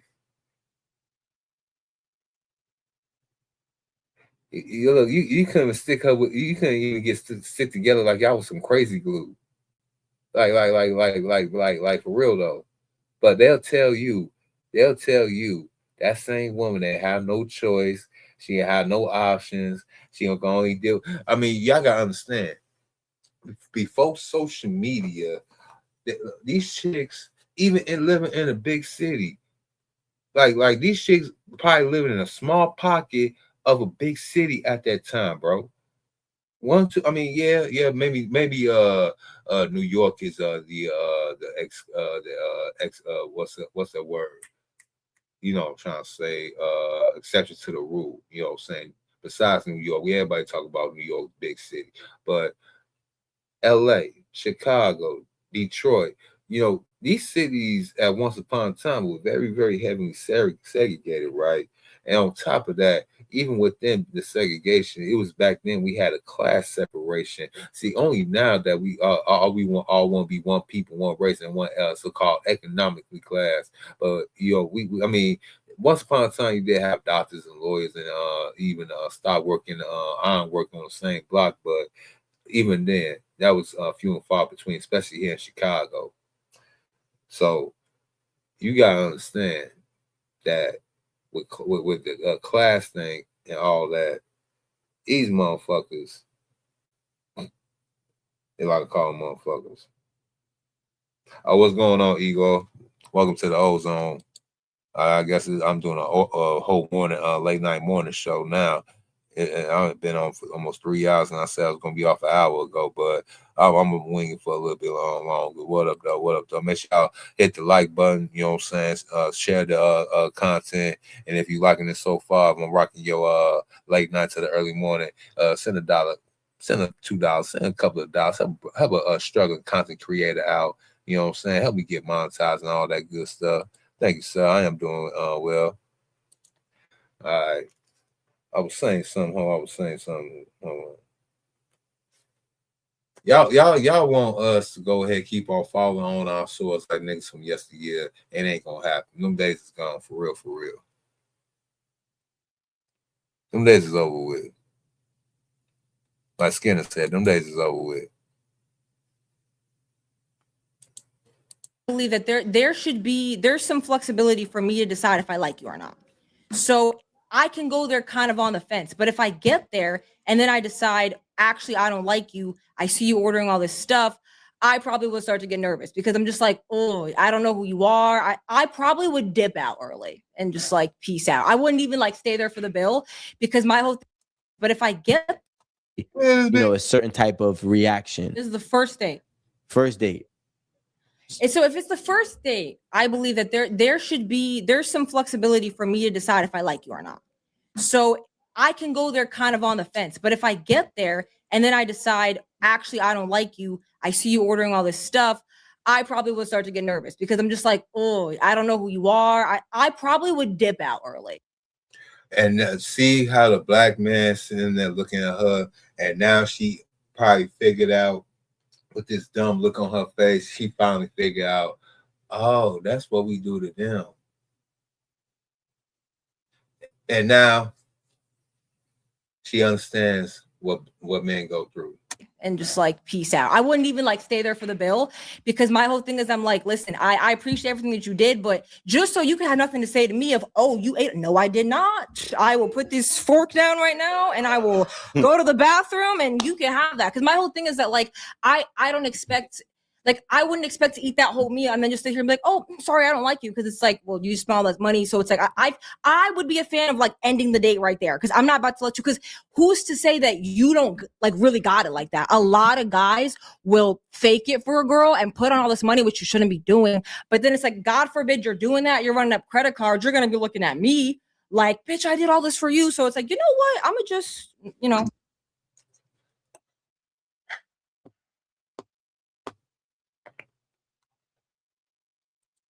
Y'all know what I'm about to go play, right? Y'all know which one I'm about to play, right? Right. That's why they shouldn't let dumb bitches read psychology books. I'm not a good woman, okay? I promise you don't want me. I don't cook, I don't clean, I don't do 50-50. I'm smarter than you. I won't listen to you. I will stress you out. And I like to spend a lot of money, okay? We ain't compatible. Yep, that's it right there. Right there. Yeah. I'm gonna just tap out. I feel like as a man, you're taking that risk. If you're asking me on a date, you're taking the risk to be like, I'm gonna see if she messes with me on this level to continue dating with her and talking to her. And it's if I don't mess with you, it shouldn't be oh my God, I'm scared of what you're. There shouldn't even be a fear. Yeah, or you shouldn't should have spent that money because you're here you're asking me out. You're trying to court me. So I don't feel like I'd finish the date. I'm sorry. We want to retire that word court from the Black lexicon from now here on now. Unfortunately, words have meaning. In order to court you, young lady, hopefully I said that right. Again, we got to use words properly around here. If she is a lady, ladies are a particular class of women.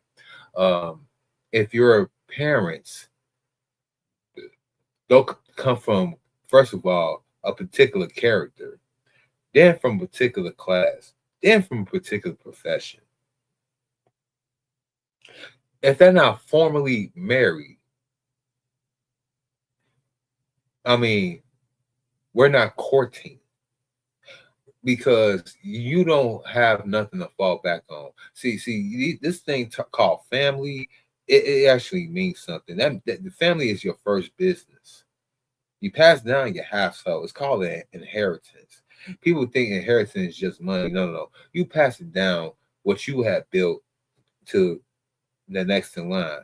And two, it has to build on what you already built and contribute what you have built with its own and pass it on to the next one who has to do its own. So that's the reason why empires sometimes fall by the time of third generation. Sometimes. Majority of the time. Yeah. Sometimes. Because we don't have no skin in the game, because none of them know how to go ahead and do exchange of business. See, courting is a man actually talking to the father, in which he'll probably get a dowry from said father, in which the man got paid a bride price in return. It's an equal exchange. Because fair exchange is no robbery.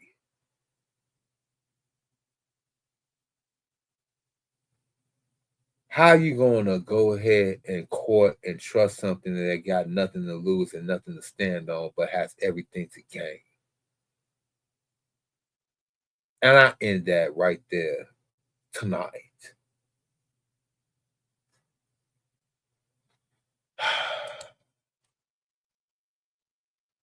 Court?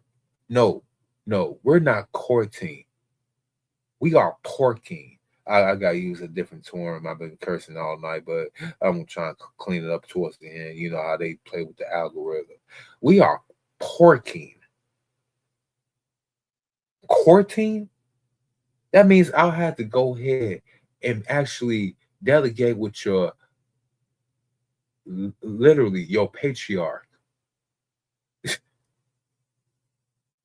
Your grandfather, your father, your uncle, brother, to make sure not only I'm a man of good character, that my name is worth being added on and passed on with their name. Because Lord forbid, you have a scrupulous character and you getting tied in to their foundation and you taking a damn daughter and sister with you. But unfortunately, I know you stupid chicks out there, since she ain't got no strong, loving father, well, she got something worth a damn in most cases. Y'all can't have no foresight of having that type of kingdom or kingdom, empire. Y'all don't have that type of thinking. Y'all could go ahead and talk all this good game about nation building, but don't know how to build a fucking nation.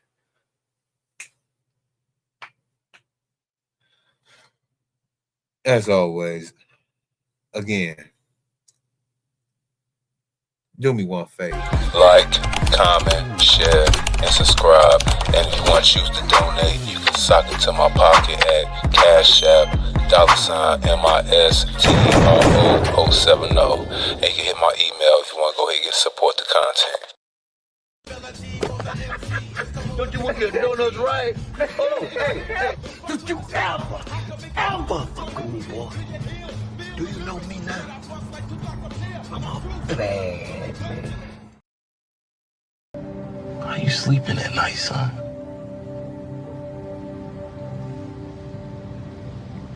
Like a baby. Yeah, I'm about to go to sleep like a damn baby after I got to listen to doing all this damn crazy thoughts of Mr. O late at night, all through the AM, late night into the early morning. And of course, you already know I'm back, but you know this has been brought to you by who? By what? This is an American Douchebag Productions.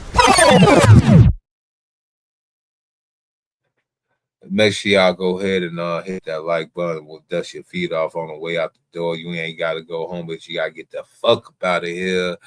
You know what I'm saying? Don't hurt nobody out there in traffic. You know what I'm saying? On your way to work, or you're coming in from doing your own debauchery things and what have you.